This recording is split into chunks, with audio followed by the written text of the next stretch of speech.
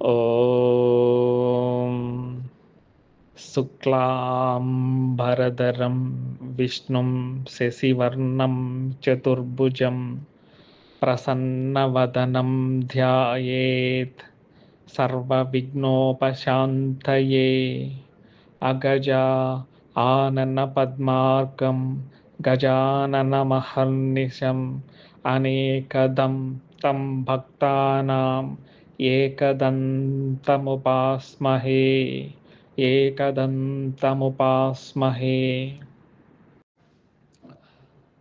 अत्र शूरा महेश्वासा भीमार्जुनसमायुधि युयुधानो विराटश्च द्रुपदश्च महारथः अत्र शूरा महेश्वासा भीमार्जुनसमायुधि युयुधानो विराटश्च ద్రుపదశ్చ మహారథః. ఈ పాండవ సైన్యంలో భీమార్జునులతో సమానమైన శూరులు ఉన్నారు. గొప్ప ధనస్సులు ధరించి ఉన్నారు. సాత్యకి విరాటరాజు మహారథుడైన ద్రుపదరాజు ఉన్నారు. ఇంకను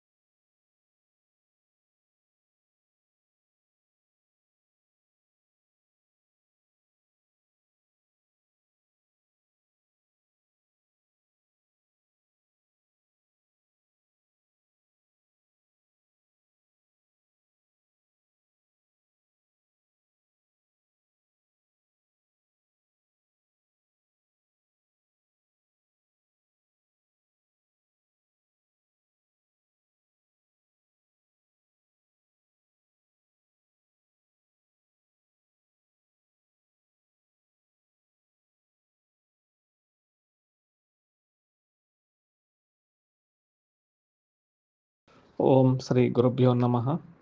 శ్రీకృష్ణ పరబ్రహ్మణే నమ.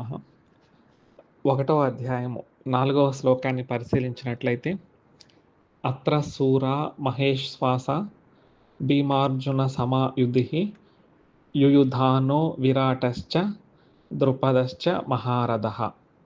అంటే ఈ పాండవ సైన్యంలో భీమార్జునులతో సమానమైన సూరులు ఉన్నారనేసి చెప్తున్నారు. వీరంతా మహేశ్వాస, ఆశ్వాసములు అంటే ధనస్సులు, మహేశ్వాస అంటే గొప్ప ధనస్సులు ధరించి ఉన్నారు. అందులో ఈ శ్లోకంలో ముగ్గురు గురించి చెప్పడం జరిగింది. ఒకరు యుయుధానుడు, విరాటుడు, ద్రుపదుడు. వీళ్ళందరూ మహారథులనేసి చక్కగా చెప్తూ ఉన్నారనమాట. భీమార్జునులు అంటే దుర్యోధనుల వారికి మొట్టమొదటి నుంచి భయమే. మొట్టమొదటి నుంచి భయము ఉండడం ఒక ఎత్తు అయితే, ఈ వజ్ర వ్యూహంలో భీముల వారు ముఖ్యమైన వారు అనమాట. ఒక ముఖ్యమైన పొజిషన్లో ఉంటారనమాట భీముల వారు. ఇంకొక పొజిషన్లో అర్జునుల వారు ఉంటారనమాట. అంటే ఈ యొక్క పాండవుల వైపు ఉండే 7 అక్షోహిణుల సైన్యాన్ని మొట్టమొదటి రోజు రక్షిస్తూ ఉన్నవారు ఒక పక్క భీముడు, ఒక పక్క అర్జునుల వారు. దృష్టద్యుమ్నుల వారు సేనాధిపతి అయినప్పటికీ వీరు ముఖ్యమైన పొజిషన్స్లో ఉన్నారనమాట. దృష్టద్యుమ్నుల వారు రాజైన యుధిష్ఠిరుల వారిని అంటే ధర్మరాజును రక్షించడానికి ఆ కార్యక్రమంలో ముఖ్యులై ఉంటారన్నమాట.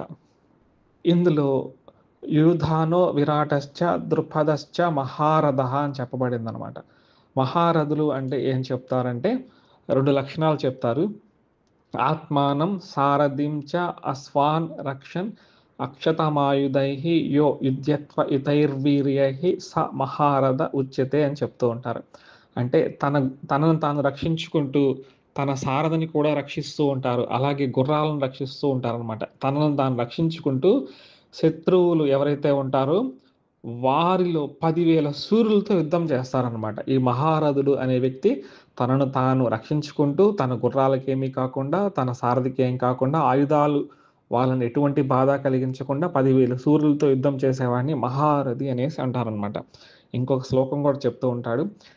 ఏకో దశ సహస్రాణి యద్యోస్తు ధన్వినం శాస్త్ర ప్రవీణశ్చ మహారథ ఇతి స్మృత అనేసి కూడా చెప్తుంటారు. ఒక వీరుడు 10,000 యోధులతో విల్లంబులు చేతబట్టి యుద్ధం చేస్తే ఆ సామర్థ్యం కలిగిన వాళ్ళని మహారథుడు అనేసి మనకు మహాభారతంలో చెప్తుంటారనమాట. అంటే వీరందరూ కూడా భీమార్జునులతో సమానమైన వారు అనమాట.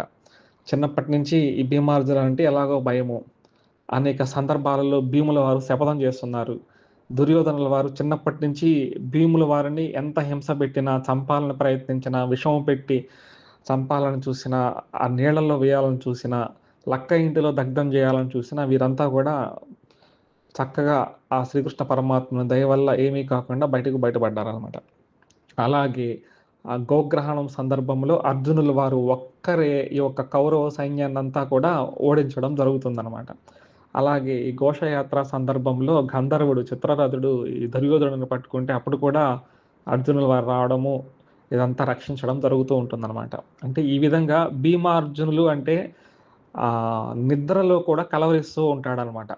అది కాకుండా ఒక పెద్ద శపథము భీముల వారు చేసి ఉన్నారు కదా. ద్రౌపది అమ్మవారిని ఆ యొక్క మయసభలో ఆ విధంగా అవమానం జరుగుతున్నప్పుడు 2 రకాలైన శపథాలు ఉంటాయన్నమాట. ఇవి సంస్కృతంలో చెప్పుకునే దానికన్నా తెలుగులో చెప్పుకుంటే చాలా చక్కగా ఉంటుందన్నమాట. మంచి పద్యాలు. పాండవ వనవాసం చూసిన వాళ్ళు ఎవరైనా ఉంటే రామారావు గారు అద్భుతంగా యాక్షన్ చేయగా ఘంటసాల వారు అద్భుతంగా పద్యాలు పాడారన్నమాట. అప్పుడు అక్కడ దారుని రాజ్య సంపద మదంబున కోమలి కృష్ణ జూచి రంబోరు నిజోరు దేశమున నుండగ పిల్చిన ఇద్దురాత్ము దుర్వారమదీయ బాహు పరివర్తిత చండ గదా విగాత భగ్నోరు తరోరు జేయుదు సుయోధనున్ ఉగ్రరణాంతరంబునన్ అనేసి దుర్యోధనుని ఇలా చంపుతాననేసి ఒక ప్రతిజ్ఞ భీముల వారు చేస్తారు. అలాగే దుశ్శాసనుని గురించి కూడా ఒక ప్రతిజ్ఞ చేస్తారు. అంటే ఇద్దరిని చంపుతారని.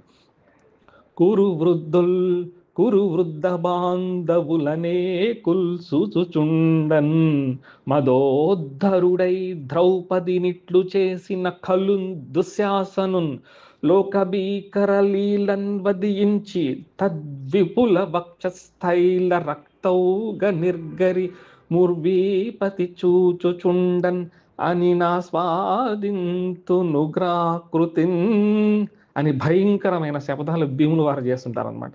అది ఎప్పటికీ కూడా నిద్రలో కూడా అది కలవరిస్తూ ఉంటాడు దుర్యోధనుల వారు. ఆ శపథాలు గుర్తుకొస్తూ ఉంటాయన్నమాట. అందుకే ప్రారంభంలోనే భీమార్జున సమాయుధి అనేసి చెప్తూ ఉన్నారనమాట. లెక్క ప్రకారం చూసుకుంటే ఇటువైపు భీష్ములంతటి మహానుభావులు ఉన్నారు. ఎన్ని అక్షోహిణుల సైన్యమైనా అవలీలగా జయించగలిగే వారు, పాండవులకి కౌరవులకి చక్కగా విద్యను నేర్పించిన ద్రోణాచార్యుల వారు, అసలు అపజయమే ఎరుగని కృపాచార్యుల వారు, అశ్వత్థామ, ఇంకా అనేక మంది ఈ యొక్క సోదరులు ఉన్నారు కదా దుర్యోధనునికి 100 మంది. ఎంతో మంది ఉన్నప్పటికీ కూడా అక్కడ 2 సింహాలు కనిపిస్తూ ఉన్నాయి. భయంకరమైన సింహాలు. ఒక సింహం ఏందంటే భీములు, ఇంకొక సింహం అర్జునులు. అవి చూడంగానే ఇతనికి గడగడ వణుకు వస్తుంటుందన్నమాట. అలాగే ఇక్కడ ఇది చూసినట్లయితే యుయుధానుడు అంటే ఎవరంటే సాత్యకి అనమాట. వసుదేవుల పుత్రులు శ్రీకృష్ణ భగవానుల వారు కదా. వసుదేవులకి అనేక మంది సోదరులలో సిని అని ఒక ఆయన ఉంటారు. కొంతమంది ఈయన సత్యకుడు అని కూడా అంటూ ఉంటారనమాట. ఈ సాత్యకి అని పిలుస్తారు. ఇతని అసలు పేరు సాత్యకి, యుయుధానుడు అని కూడా పిలుస్తూ ఉంటారు. ఈయన ఒక అక్షౌహిణికి అధిపతి అనమాట. పాండవులకు ఉండే 7 అక్షౌహిణులలో ఈయన ఒక అక్షౌహిణికి అధిపతి. శ్రీకృష్ణ భగవానుల వారికి సోదరులు అవుతారు. అర్జునుల వారికి ప్రియ శిష్యుడు అనమాట. సాత్యకి తన విద్యను ఎక్కడ నేర్చుకున్నారంటే అర్జునుల వారి దగ్గర నేర్చుకున్నారు. అర్జునుల వారికి ఎంత విద్య వచ్చు అంతా విద్య సాత్యకి వచ్చు. ఈయన 18 రోజుల యుద్ధం మొత్తం చేశారు, మరణించలేదన్నమాట. అయితే ఈయన ఎప్పుడు మరణించారంటే ఆ యొక్క ముసలం పుట్టిన తర్వాత ఆ యొక్క యదువీరులు వాళ్ళు కొట్టుకున్నప్పుడు ఆ సందర్భంలో చనిపోయాడు. 18 రోజుల యుద్ధంలో చనిపోలేదు. ఈయన శ్రీకృష్ణ భగవానుల వారికి సోదరుడు సాత్యకి అనమాట. ఈయన ఒక అక్షౌహిణికి అధిపతి అనమాట. తర్వాత యుధానో విరాటశ్చ, విరాట మహారాజు మత్స్య దేశానికి రాజు అనమాట. పాండవులు అజ్ఞాతవాసంలో ఈయన దగ్గరే శరణు వేరడం జరిగింది. ఈయన ఒక అక్షౌహిణికి అధిపతి అయిగా ఉన్నప్పుడు ఈయన యుద్ధంలో చనిపోతాడు. ఎవరి చేతిలో చనిపోతాడంటే ద్రోణాచార్యుల వారి చేతిలో 15 రోజులు చనిపోతారనమాట. ఈయన పుత్రులు ఉంటారు. మనకు ఉత్తరుడు అని మాత్రమే తెలుసు. ఉత్తరుడితో పాటు శ్వేతుడు, శంకుడు అని కూడా ఉంటారనమాట. వీళ్ళ ముగ్గురు కూడా చనిపోతాడు. వీరి పుత్రికనే ఉత్తరాదేవిని అభిమన్యుల వారు చేసుకుంటారనేసి మనకు సినిమాల్లో కూడా చక్కగా తెలుసు అనమాట. ఈ విధంగా విరాటరాజు 15వ రోజు ద్రోణాచార్యుల వారి చేతిలో చనిపోతారనమాట.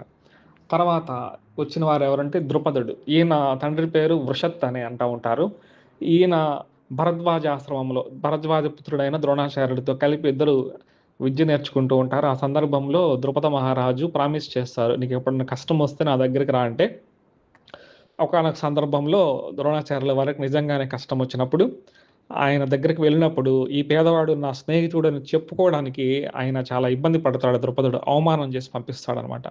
ఆ అవమానాన్ని దృష్టిలో పెట్టుకొని తర్వాత పాండవులకి విద్య నేర్పించినప్పుడు గురుదక్షిణగా అర్జునుల వారికి ఈ విధంగా నాకు కావాలని చెప్పినప్పుడు వీరందరూ ఆ ద్రుపదుడిని పట్టుకొచ్చి ద్రోణాచార్యుడి పాదాల చెంత ఉంచుతాడు. ఈ కథంతా మనకు అనేక సినిమాల్లో తెలుసు అనమాట. ఆ కోపంతో ద్రుపదుల వారు ఏం చేశారంటే ఒక యజ్ఞాన్ని చేసి ఆ యజ్ఞంలో యొక్క దృష్టద్యుమ్నుడు అంటే ద్రోణాచార్యుని చంపగలిగే శక్తి ఉన్న ఒక దృష్టద్యుమ్నుడిని ఆ యొక్క ద్రౌపది అమ్మవారు యజ్ఞసేని లేదా కృష్ణ అని చెప్తారు, వారిద్దరిని కూడా ఆ యజ్ఞంలో నుంచి పొందడం జరిగిందనమాట. ఈ ద్రుపదుల వారిని ఎవరు చంపారంటే ద్రోణాచార్యుల వారే 15 రోజు యుద్ధంలో చంపేస్తారనమాట. అంటే ఇంతకుముందు చెప్పుకున్న విరాటరాజుని ద్రుపదుడు ఇద్దరిని చంపింది ద్రోణాచార్యుడు అనమాట. ఇదంతా కొంచెం విచిత్రంగా అనిపిస్తూ ఉంటుంది అనమాట. ద్రుపద పుత్రుల్ని చంపింది ఎవరంటే సెకండ్ని దృష్టద్యుమ్నుడిని ద్రోణాచార్యుడి పుత్రుడు చంపుతాడు అశ్వత్థామ. ఈ విధంగా మనం ఈ శ్లోకం అర్థం మొత్తం తెలుసుకున్నాము. ఒకసారి పరిశీలించండి. ఈ శ్లోకములు ప్రతి పదానికి కూడా మనం చాలా విపులంగా చెప్పుకున్నాము. అత్ర సూర మహేశ్వాస అంటే భీమార్జునులతో సమానమైన సూర్యులు ఉన్నారు. మహేశ్వాసం అంటే ఏంటి, యుయుధానుడు అంటే ఎవరు, విరాటుడు అంటే ఎవరు, ద్రుపదుడు అంటే ఎవరు, మహారథి అని ఎవరిని అంటారు అనేసి మనం చక్కగా చెప్పుకున్నాము. కాబట్టి ఈ శ్లోకాన్ని ఒకసారి చక్కగా మనసులో పెట్టుకొని మననం చేసుకునే దానికి ప్రయత్నం చేయండి.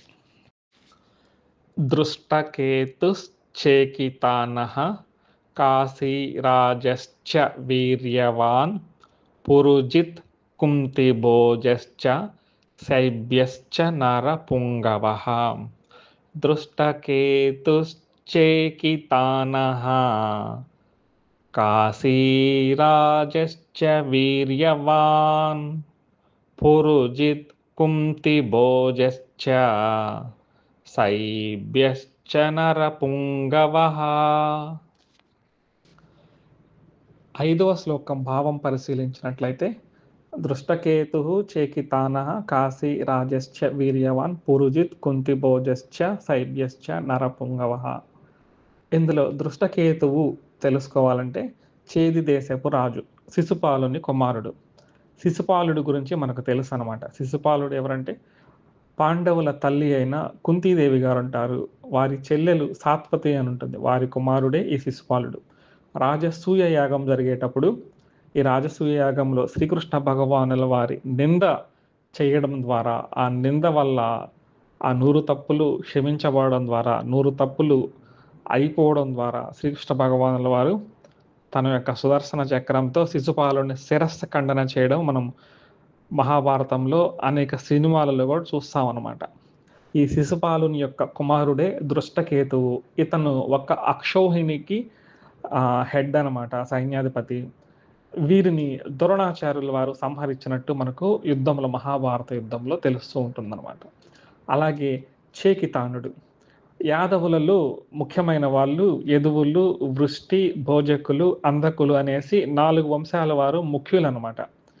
వీళ్ళల్లో అంధక వంశానికి చెందిన వారిలో ముఖ్యమైన వాళ్ళల్లో చేకితానుడు. ఇతను ఒక అక్షౌహిణికి అధిపతి అన్నమాట. ఈయన మహాభారత యుద్ధంలో దుర్యోధనుని చేతిలో మరణించినట్టుగా మనకు తెలుస్తూ ఉందన్నమాట. తర్వాత కాశీరాజు గారు. ఈ కాశీరాజు వీరుడు అనమాట. ఈయన భీమసేనుల వారి మామ అనేసి మనకు మహాభారతంలో కనిపిస్తూ ఉంటుంది. ఆయన కాశీరాజశ్చ వీర్యవాన్ అన్నారు, అంతకు మించి ఎక్కువ వివరాలు రాయలేదు వీరి గురించి. ఇతను మహాభారత యుద్ధంలో కర్ణుని చేత మరణించినట్టుగా మనకు తెలుస్తూ ఉందన్నమాట. అలాగే పురుజిత్ అనే అతను మనకు ఈ యొక్క కుంతీదేవికి సంబంధించిన వాళ్ళుగా తెలుస్తూ ఉంది. పురుజిత్ అంటే కుంతి భోజుని, అంటే కుంతి మాతను ఎవరైతే పెంచుకున్నారో ఆ యొక్క కుంతి భోజుని పుత్రుడు ఎవరంటే ఈయనన్నమాట. అంటే ఈ వీళ్ళు పాండవులకి ఏమవుతారంటే మేనమామ అవుతాడనమాట, మహాపరాక్రమశాలి. అలాగే ఈ కుంతిభోజుడు, పురోజిత్ కుంతిభోజశ్చ ఉంది కదా, కుంతిభోజుడు అంటే ఇతను కూడా ఈ కుంతీదేవికి సోదరుడే అవుతారనమాట. అంటే కుంతిభోజుని పుత్రుడు మళ్ళీ అతని పేరే పెట్టుకోవడం జరిగిందనమాట. ఇద్దరు కూడా కుంతి మాత యొక్క సోదరులుగా మనం తెలుసుకుంటూ ఉన్నాము. అయితే కొన్ని గ్రంథాలలో వీరిద్దరూ ఒకటే అన్నట్టుగా రాశారు. ఉదాహరణగా బాలగంగాధర్ తిలక్ గారు గీతా రహస్యం అనేసి ఒక అద్భుతమైన గ్రంథం రాశారు. కర్మయోగాన్ని ముఖ్యంగా అందులో రాయడం జరిగింది.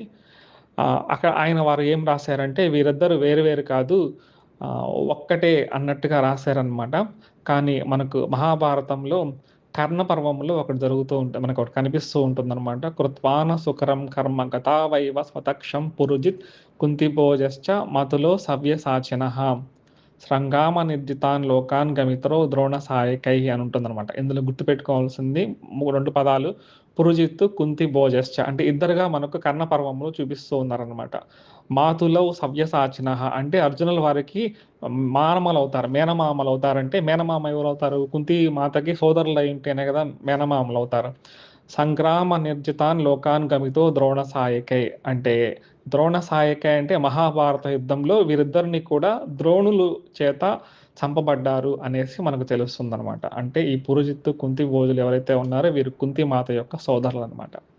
అలాగే సైభ్యుడు ఎవరంటే ఇతను సిబి దేశానికి చెందిన రాజు అనమాట. ఇతని కుమార్తెనే దేవిక మాతను ధర్మరాజు గారు వివాహం చేసుకోవడం జరిగిందనమాట. ఈయన నరపుంగవులలో శ్రేష్ఠుడు అనేసి చక్కగా వీరిని ప్రశంసించడం జరిగిందనమాట.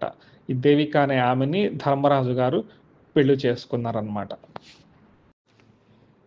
యుధామన్యుశ్చ విక్రాంతః ఉత్తమౌజాశ్చ వీర్యవాన్ సౌభద్రో ద్రౌపదేయాశ్చ సర్వ ఏవ మహారథాః. 6వ శ్లోకాన్ని పరిశీలించినట్లయితే యుధామన్యుశ్చ విక్రాంతః ఉత్తమౌజాశ్చ వీర్యవాన్ సౌభద్రో ద్రౌపదేయాశ్చ సర్వ ఏవ మహారథాః. వీరందరూ కూడా మహారథులంట. ఎవరు? యుధామన్యుడు, ఉత్తమౌజుడు. వీరిద్దరూ కూడా అర్జున్ యొక్క రథానికి రక్షణగా నిలబడ్డారు. ఎడమ వైపు యుధామన్యుడు 18 రోజుల పాటు రక్షిస్తే, ఉత్తమౌజుడు కుడి పక్కన 18 రోజుల పాటు రక్షించాడనమాట. వీరిద్దరూ చక్కగా అంటే వీరెవరంటే ద్రుపద మహారాజు యొక్క తమ్ముడు, సోదరుని యొక్క కుమారులనమాట. వీళ్ళిద్దరూ అన్నదమ్ములనమాట. వీరిద్దరూ 18 రోజుల పాటు అద్భుతంగా, చాలా అద్భుతంగా అర్జుని యొక్క రథ చక్రాలకు రక్షలుగా ఉండారనమాట. మహాభారత భీష్మపర్వంలో కూడా చక్కని శ్లోకం ఉంటుంది. వామచక్రం యుధామన్యు ఉత్తమౌజాశ్చ దక్షిణం అనేసి. అంటే వామచక్రం ఒకరు, దక్షిణం అంటే ఒకరంటే ఎడమ పక్క, కుడి పక్క రక్షణగా ఉన్నారని చెప్తున్నాననమాట. 18 రోజుల యొక్క యుద్ధంలో వీరు చనిపోలేదు, కానీ యుద్ధం అయిపోయిన తర్వాత రాత్రిపూట నిద్రపోతూ ఉన్నప్పుడు అధర్మంగా ఈ యొక్క అశ్వత్థామ చేత చంపబడడం జరిగిందనమాట. ఈ విధంగా వీళ్ళిద్దరూ కూడా చాలా చక్కగా తమ బాధ్యతలు నెరవేర్చారు. తర్వాత గుర్తుపెట్టుకోవాల్సిన వీరుడు సౌభద్రుడు. సౌభద్రుడు అంటే అభిమన్యుడు, సుభద్రమాత పుత్రుడు కాబట్టి సౌభద్రుడు అని చెప్పడం జరిగిందనమాట. ఈయన విరాట మహారాజు యొక్క పుత్రిక అయిన ఉత్తరని పెళ్లి చేసుకున్నట్టు మనకందరికీ తెలిసిందే. మత్స్యదేశాధిపతి విరాటుడు కుమార్తె ఉత్తరని పెళ్లి చేసుకున్నాడు. ఈయన మేనమామ దగ్గర శిక్షణ పొంది తర్వాత తండ్రి దగ్గరే అనేక అస్త్రశస్త్రాలను తెలుసుకున్నారనమాట. ఈయన 13వ రోజు ద్రోణాచార్యుల వారు ఆ యుద్ధంలో మనకు పద్మవ్యూహం పన్నుతారనమాట 13వ రోజు. ఈ పద్మవ్యూహంలో వెళ్ళేందుకు అభిమన్యులకు వారికి మాత్రమే తెలుసు, వచ్చేదానికి తెలీదు. భీముల వారికి లోపలికి వెళ్ళడం తెలీదు, బయటికి రావడం తెలుసనమాట. ఈ విధంగా వారిద్దరూ అనుకొని తోడుగా నకుల సహదేవులను పెట్టుకొని ఉంటారు. ఆ రోజు అర్జునుల వారు వేరే దగ్గర యుద్ధం చేస్తూ ఉంటారు. ఈ పద్మ వ్యూహంలోకి తన తండ్రులు కూడా వస్తున్నారు కదా అనే ఉద్దేశంతో లోపలికి వెళ్ళిపోతారన్నమాట ఈ యొక్క అభిమన్యుల వారు. కానీ ఆ రోజు ఏందంటే సైంధవుల వారికి ఒక వరం ఉంటుంది. శంకర భగవానుల వారితో తపస్సు చేసినప్పుడు ఒకానొక రోజు అర్జునుల వారిని తప్ప మిగతా పాండవులను నువ్వు ఆపు చేయగలవు అనే వరబలం చేత ఆ భీముల నకుల సహదేవులని లోపలికి పంపించేందుకు ఆయన నిలుపుదల చేస్తారు. భీముడు, నకుల సహదేవులు ఆ ఒక్కరోజు సైంధవుడిని ఎదిరించలేకపోతారనమాట. తండ్రులు వస్తారనే ఉద్దేశంతో లోపలికి వెళ్ళిపోయి అభిమన్యుల వారు భయంకరమైన యుద్ధం చేస్తారు. ఆ యుద్ధంలో కర్ణుడు దొరుకుతాడు, దుర్యోధనుడు దొరుకుతాడు, దుశ్శాసనుడు, ద్రోణాచార్య వీళ్ళందరూ దొరుకుతారనమాట. అంటే ఇంక అనుకుంటే చంపేయొచ్చు. ఆ విధమైన పరిస్థితుల్లో కానీ వదిలేస్తారు. ఎందుకు వదిలేస్తారంటే, తన తండ్రులు శపథం చేశారు, వీరందరిని చంపుతామనేసి ఆ శపథం గుర్తుకొచ్చి అందరిని చంపడం జరుగుతుంది. ఈ పరిస్థితులలో ద్రోణాచార్యుల వారు ఒక అధర్మమైన మాట చెప్తారు. ఇతను చాలా మహావీరుడు. ఇంకెక్కువ సేపు ఇతనిని ఉండనిస్తే ఇంక మనం ఓడిపోతాము. అందులో అనుమానం లేదు. అధర్మమో, ధర్మమో ఏదో ఒక మార్గంలో ఇతనిని చంపాలి అనే ద్రోణాచార్యుడు అసలు ఇలాంటి సలహా గురువు ఇవ్వకూడదు. అతను సలహా ఇచ్చినందువల్ల ఏమవుతుందంటే, అందరూ కూడా ఒక్కసారిగా చుట్టుముట్టి ఈ యొక్క అభిమన్యుల వారిని చంపడం జరుగుతుంది. చాలా ఘోరాతి ఘోరంగా చంపుతారు మహావీరుడిని. వీరమరణం అంటే ఇదే అనమాట. మనకు ఆ సమయంలో ఉత్తరామాత గారు గర్భవతితో ఉంటారు. ఆ గర్భంలో నుంచి పరీక్షిత్తు మహారాజు రావడము, పరీక్షిత్తు మహారాజు చరిత్ర అంతా భాగవతంలో మనకొస్తూ ఉంటుందనమాట. చాలా మహావీరుడు. అలాగే మనకు సినిమాలలో చూస్తే 'వీరాభిమన్యు' అనేసి ఒక సినిమా ఉందండి. 'శోభన్ బాబు' గారు అభిమన్యులుగా ఉంటే, రామారావు గారు ఒక కృష్ణ భగవానులుగా ఉంటారు. చాలా వరకు సినిమాలు కల్పితాలుగా ఉంటాయి. కానీ 'వీరాభిమన్యు' చాలా అద్భుతంగా ఉంటుందనమాట. ఆ యొక్క యుద్ధం చేసే విధానం ఇదంతా బావుంటుంది. ఆ సినిమాలో చక్కగా చూపించారు. అయితే ఆ సినిమాలో ఏందంటే చివరగా 'ఎన్టీ రామారావు' గారి ద్వారా విశ్వరూపం చూపించే ప్రయత్నం చేస్తారు ఆ దర్శకులు. చాలా అద్భుతంగా ఉంటుంది. నేను ఆ సినిమా చూసినప్పుడు చిన్నప్పుడు కళ్ళలో నుంచి నీళ్లు, శరీరం అంతా వణికిపోయి ఒక భక్తి భావంతో ఉండిపోయింది. అద్భుతమైన సినిమా అంట. మనం సినిమాలలో చూస్తేనే ఇంత పులకించిపోయాము ఆ యొక్క విశ్వరూపాన్ని. నిజంగా అర్జునుల వారు ఆ విశ్వరూప సందర్శన యోగంలో చక్కగా ఆ యొక్క విశ్వరూపాన్ని ప్రత్యక్షంగా చూస్తే వారు ఇంకెంత అదృష్టవంతులో గదా! అలాంటి స్థితి కూడా మనం గూడా తెచ్చుకోవాల్సిన అవసరం ఎంతైనా ఉందనమాట. ఈ విధంగా అర్జునుల వారు సౌభద్రయాశ్చ అని చెప్పుకున్నారనమాట. అంటే తర్వాత మిగతా వాళ్ళు ద్రౌపదయాశ్చ అంటే ద్రౌపది యొక్క కుమారులు. ద్రౌపది కుమారులు ఎవరంటే ధర్మరాజు ద్వారా ఒకరు, భీముల వారి ద్వారా ఒకరు, అర్జునుల వారి ద్వారా, నకుల సహదేవుల ద్వారా ఈ విధంగా ఉంటారనమాట. ప్రతివింజుడు అనే ఆయన ధర్మరాజు ద్వారా, శృతశ్రోముడు అనే ఆయన భీముల ద్వారా, శృతకీర్తి అనే ఆయన అర్జునుల ద్వారా, శతానీకుడు నకుల ద్వారా, శృతకర్ముడు ఈ విధంగా సహదేవుల ద్వారా వీళ్ళందరూ కూడా పుట్టడం జరుగుతుందనమాట. వీళ్ళందరూ కూడా సర్వ ఏవ మహారథాః మహారథులు. ఎవరు వీళ్ళు? భీమార్జునులతో సమానులైన మహారథులు అనేసి ఈ విధంగా 17 మందిని ఈ దుర్యోధనుడు మహారథులంటూ చక్కగా చెప్పడం జరిగిందనమాట. అస్మాకం తు విశిష్టాయే తాన్నిబోధ ద్విజోత్తమా నాయకా మమ సైన్యస్య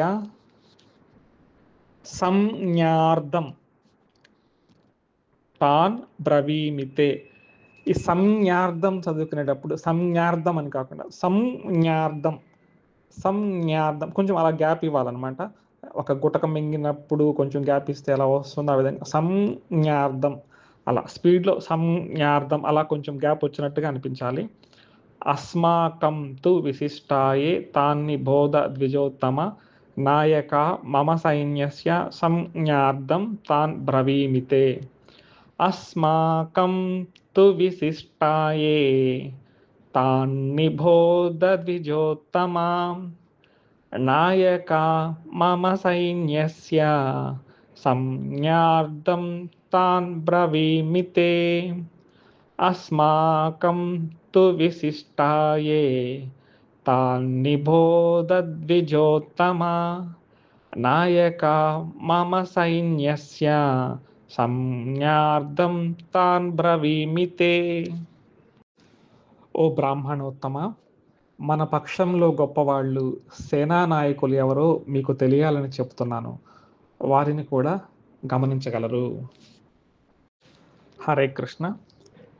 7వ శ్లోకాన్ని పరిశీలించినట్లయితే, ఇంతవరకు పాండవుల వైపు ఉన్న సైన్యంలోని ప్రముఖులను చెప్పి తర్వాత తన సైన్యంలో ఉన్న వారిని చెప్తూ ఉన్నారు. అస్మాకంత్ విశిష్టాయే తాన్ని భోజ ద్విజోత్తమ నాయకా మమ సైన్యస్య సంజ్ఞార్థం తాన్ బ్రవీమితే. ఇక్కడ తమ సైన్యంలో ఉండే వాళ్ళని చెప్తున్నారు. ద్విజోత్తమ, ఇక మన పక్షంలో ముఖ్యమైన వారు ఎవరెవరు ఉన్నారో మీ గుర్తు కోసం ఒకసారి చెప్తాననేసి చెప్తూ ఉన్నారనమాట దుర్యోధనుల వారు. ఇక్కడ గుర్తు పెట్టుకోవాల్సిన మాట ఏంటంటే, సాధారణంగా శ్లోకం చదువుకుంటూ వెళ్ళిపోయేటప్పుడు అస్మాకంతు విశిష్టాయే తాన్ని భోజ ద్విజోత్తమ అలా చదువుకుంటూ వెళ్ళిపోతాం. ఆ ద్విజోత్తమ అనే పదాన్ని అక్కడ ఎందుకు వాడారు? గురువర్య అనొచ్చు కదా, గురువు కదా. ద్విజోత్తమ ఎందుకు అన్నారు అంటే, ఓ బ్రాహ్మణ శ్రేష్ఠుడా అనేసి సాధారణమైన అర్థం అనమాట. బ్రాహ్మణులకు యుద్ధం చేసే అర్హత లేదనమాట. వారి ఏంటంటే విద్యను బోధించడము అనేది వారి యొక్క ముఖ్య కర్తవ్యం అనమాట. కానీ ఇక్కడ యుద్ధం చేస్తున్నారు కాబట్టి ఒక రకంగా ఏం చేస్తున్నారంటే ఎగతాళి చేయడం ప్రారంభించారనమాట. అయితే ఈ ఎగతాళి ఎక్కడుందయ్యా మాకు కనిపించలేదే అని సాధారణంగా మనం అనుకోవచ్చు అనమాట. ఈ బ్రాహ్మణోత్తమ అని ఎందుకన్నారంటే, ఇలాంటి మాటే ఒక దగ్గర కర్ణుల వారు చాలా వ్యంగ్యంగా మాట్లాడుంటారనమాట. అంటే వీళ్ళు అజ్ఞాతవాసం పాండవులు చేసేటప్పుడు ఆ గోగ్రహణములు విరాట మహారాజు దగ్గర ఉంటే 60,000 గోవులని మనకు మహాభారతంలో చెప్తూ ఉన్నారు. ఈ 60,000 గోవులను వారు అందరూ కూడా చుట్టుముట్టినప్పుడు అర్జునుల వారు అక్కడికి వస్తారనమాట. ఉత్తరుల వారితో అర్జునుల వారు అది విడిపించుకోవడానికి వచ్చినప్పుడు ఇంకా భీష్ముల వారు ద్రోణాచార్యుల వారు అనుకుంటూ ఉన్నారు, ఆ వచ్చేవాడు అర్జునుడేనా? వీళ్ళ అజ్ఞాతవాసం ముగిసిపోకముందే అర్జునుడు బయటకు వచ్చేస్తున్నాడా, లేదా అజ్ఞాతవాసం అయిపోయిందనేసి వాళ్ళలో వాళ్ళు లెక్కలు వేసుకుంటూ అజ్ఞాతవాసం అయిపోయింది అన్నట్టుగా చర్చించుకుంటూ ఉంటారనమాట వారు. ఈ విధంగా చర్చించుకుంటూ ఉన్న సమయంలో కర్ణుల వారు ఒక మాట అంటారు, ఆ వచ్చేవాడు నిజంగా అర్జునుడైతే ఈరోజు నా బాణాలతో హతమవుతాడనేసి కర్ణుల వారు ప్రగల్భాలు పలుకుతూ ద్రోణాచార్యుల వారిని అనుకోవడం మాట అంటారు. మీ బ్రాహ్మణులు కదా, వెళ్ళి అక్కడ బ్రాహ్మణులు పోయి పక్కకు వెళ్ళి పప్పన్నం తినండి అన్నట్టుగా ఆ ధోరణి వచ్చేటట్టుగా వ్యంగ్యంగా అక్కడ కర్ణుల వారు అవమానకరంగా అంటారనమాట. అదే మాటని ఇక్కడ తన మిత్రుడు అన్నారు కాబట్టి వ్యంగ్యంగా గురువుని అనుకోడనమాట ద్విజోత్తమ. సాధారణంగా పరిశీలిస్తే ఇది ద్విజుడు బ్రాహ్మణుడిని గౌరవించారని తెలుస్తోంది, కానీ గురువుని ఈ విధంగా మనం అనకూడదనమాట. అనకూడని మాటతో మంచి మాట అయినప్పటికీ వ్యంగ్యంగా మాట్లాడుతూ ఉన్నాడు ఇక్కడ గమనించాలన్నమాట. ద్విజోత్తమ అని అనకూడదనమాట. ఇంకొకటి ఏంటంటే, ఆయన సాధారణంగా బ్రాహ్మణుడు కాబట్టి దయాహృదయంతో ఉంటుంది కాబట్టి, పాండవులు కూడా శిష్యులు కాబట్టి పొరపాటున ఎక్కడన్నా దయ చూపిస్తారు అనేసి ఉద్దేశంతో కూడా ఒక రకంగా చెప్పడం జరుగుతూ ఉందన్నమాట. ఇదంతా వదిలేస్తే ఈ విధంగా తమ వైపు ఉండే సైనికులని చెప్పడం ప్రారంభిస్తారనమాట. ఇది చూడడానికి ఎలా ఉంటుందంటే, ఎదుటి వాళ్ళని చూసి కొంచెం భయపడినట్టుగా మనకి శ్లోకాల ద్వారా కనిపిస్తూ ఉంది. లెక్క ప్రకారం అయితే భయపడకూడదు. ఎందుకంటే పాండవుల వైపు ఉన్నది 7 అక్షౌహిణులు మాత్రమే. తన వైపు ఉన్నది ఇంకా ఎక్కువ 4 అక్షౌహిణులు ఎక్కువగా కలుపుకొని 11 ఉంది. ఇంకా ధైర్యంగా ఉండాలి. ఎందుకు భయపడుతున్నాడంటే తను అధర్మ ప్రవృత్తితో ఉన్నాడు కాబట్టి, అధర్మంగా వారి యొక్క రాజ్యాన్ని తీసుకున్నాడు కాబట్టి, ఎంత బలగం ఉన్నప్పటికిని కూడా అధర్మం చేసిన వాడు ఎప్పటికి కూడా భయంతోనే ఉంటాడు. వాడికి మనశ్శాంతి ఉండదని మనకు తెలుస్తూ ఉంటుందనమాట. అదే కాకుండా వ్యాసుల వారు యుద్ధ ప్రారంభంలో సైన్యం ఎటుపక్క ఉంది అని కాకుండా, ధర్మం ఎటుపక్క ఉంటుందో వాళ్ళే గెలుస్తారనేసి కూడా చెప్పుంటారనమాట. కాబట్టి ఇవన్నీ ఈ దుర్యోధనుల వారికి మనసులో ఉంటుందనమాట.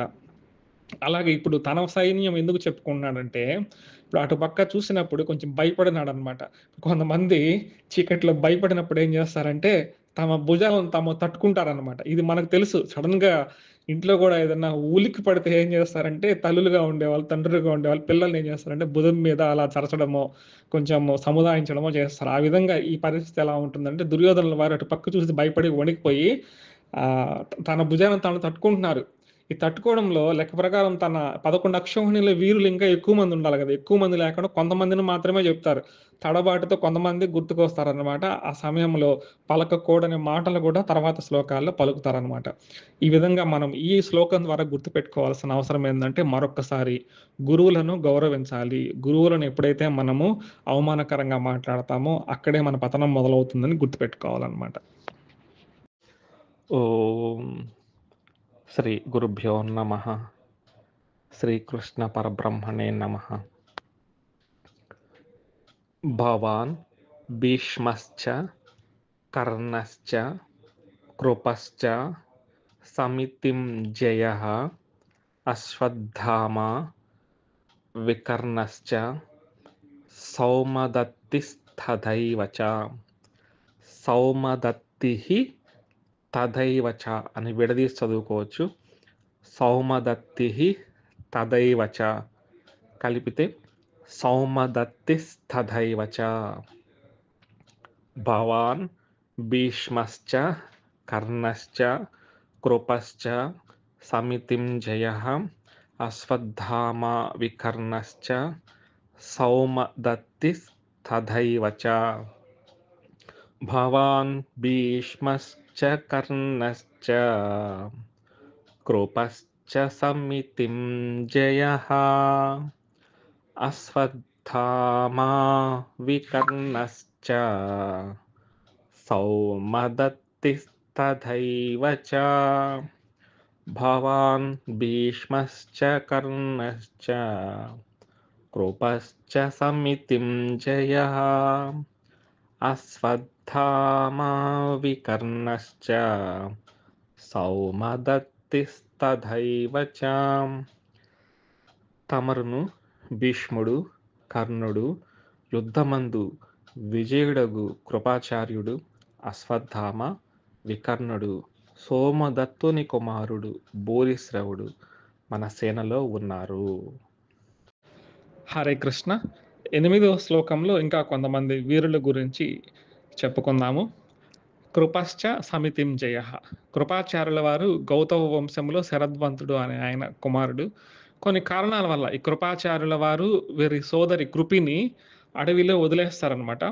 ఆ వదిలేసి ఉన్న క్రమంలో శంతన మహారాజు వీరిని చేరదీసి తమ దగ్గరే ఆ యొక్క కౌరవ సామ్రాజ్యంలోనే పెంచి పెద్ద చేయడం జరుగుతుందనమాట. ద్రోణాచార్యుల వారు రాకముందు పాండవులకి, కౌరవులకి ఈ యొక్క విద్యనంతా నేర్పించింది కృపాచార్యుల వారనమాట. ఈ కృపాచార్యుల వారు చిరంజీవిగా ఉన్నారు.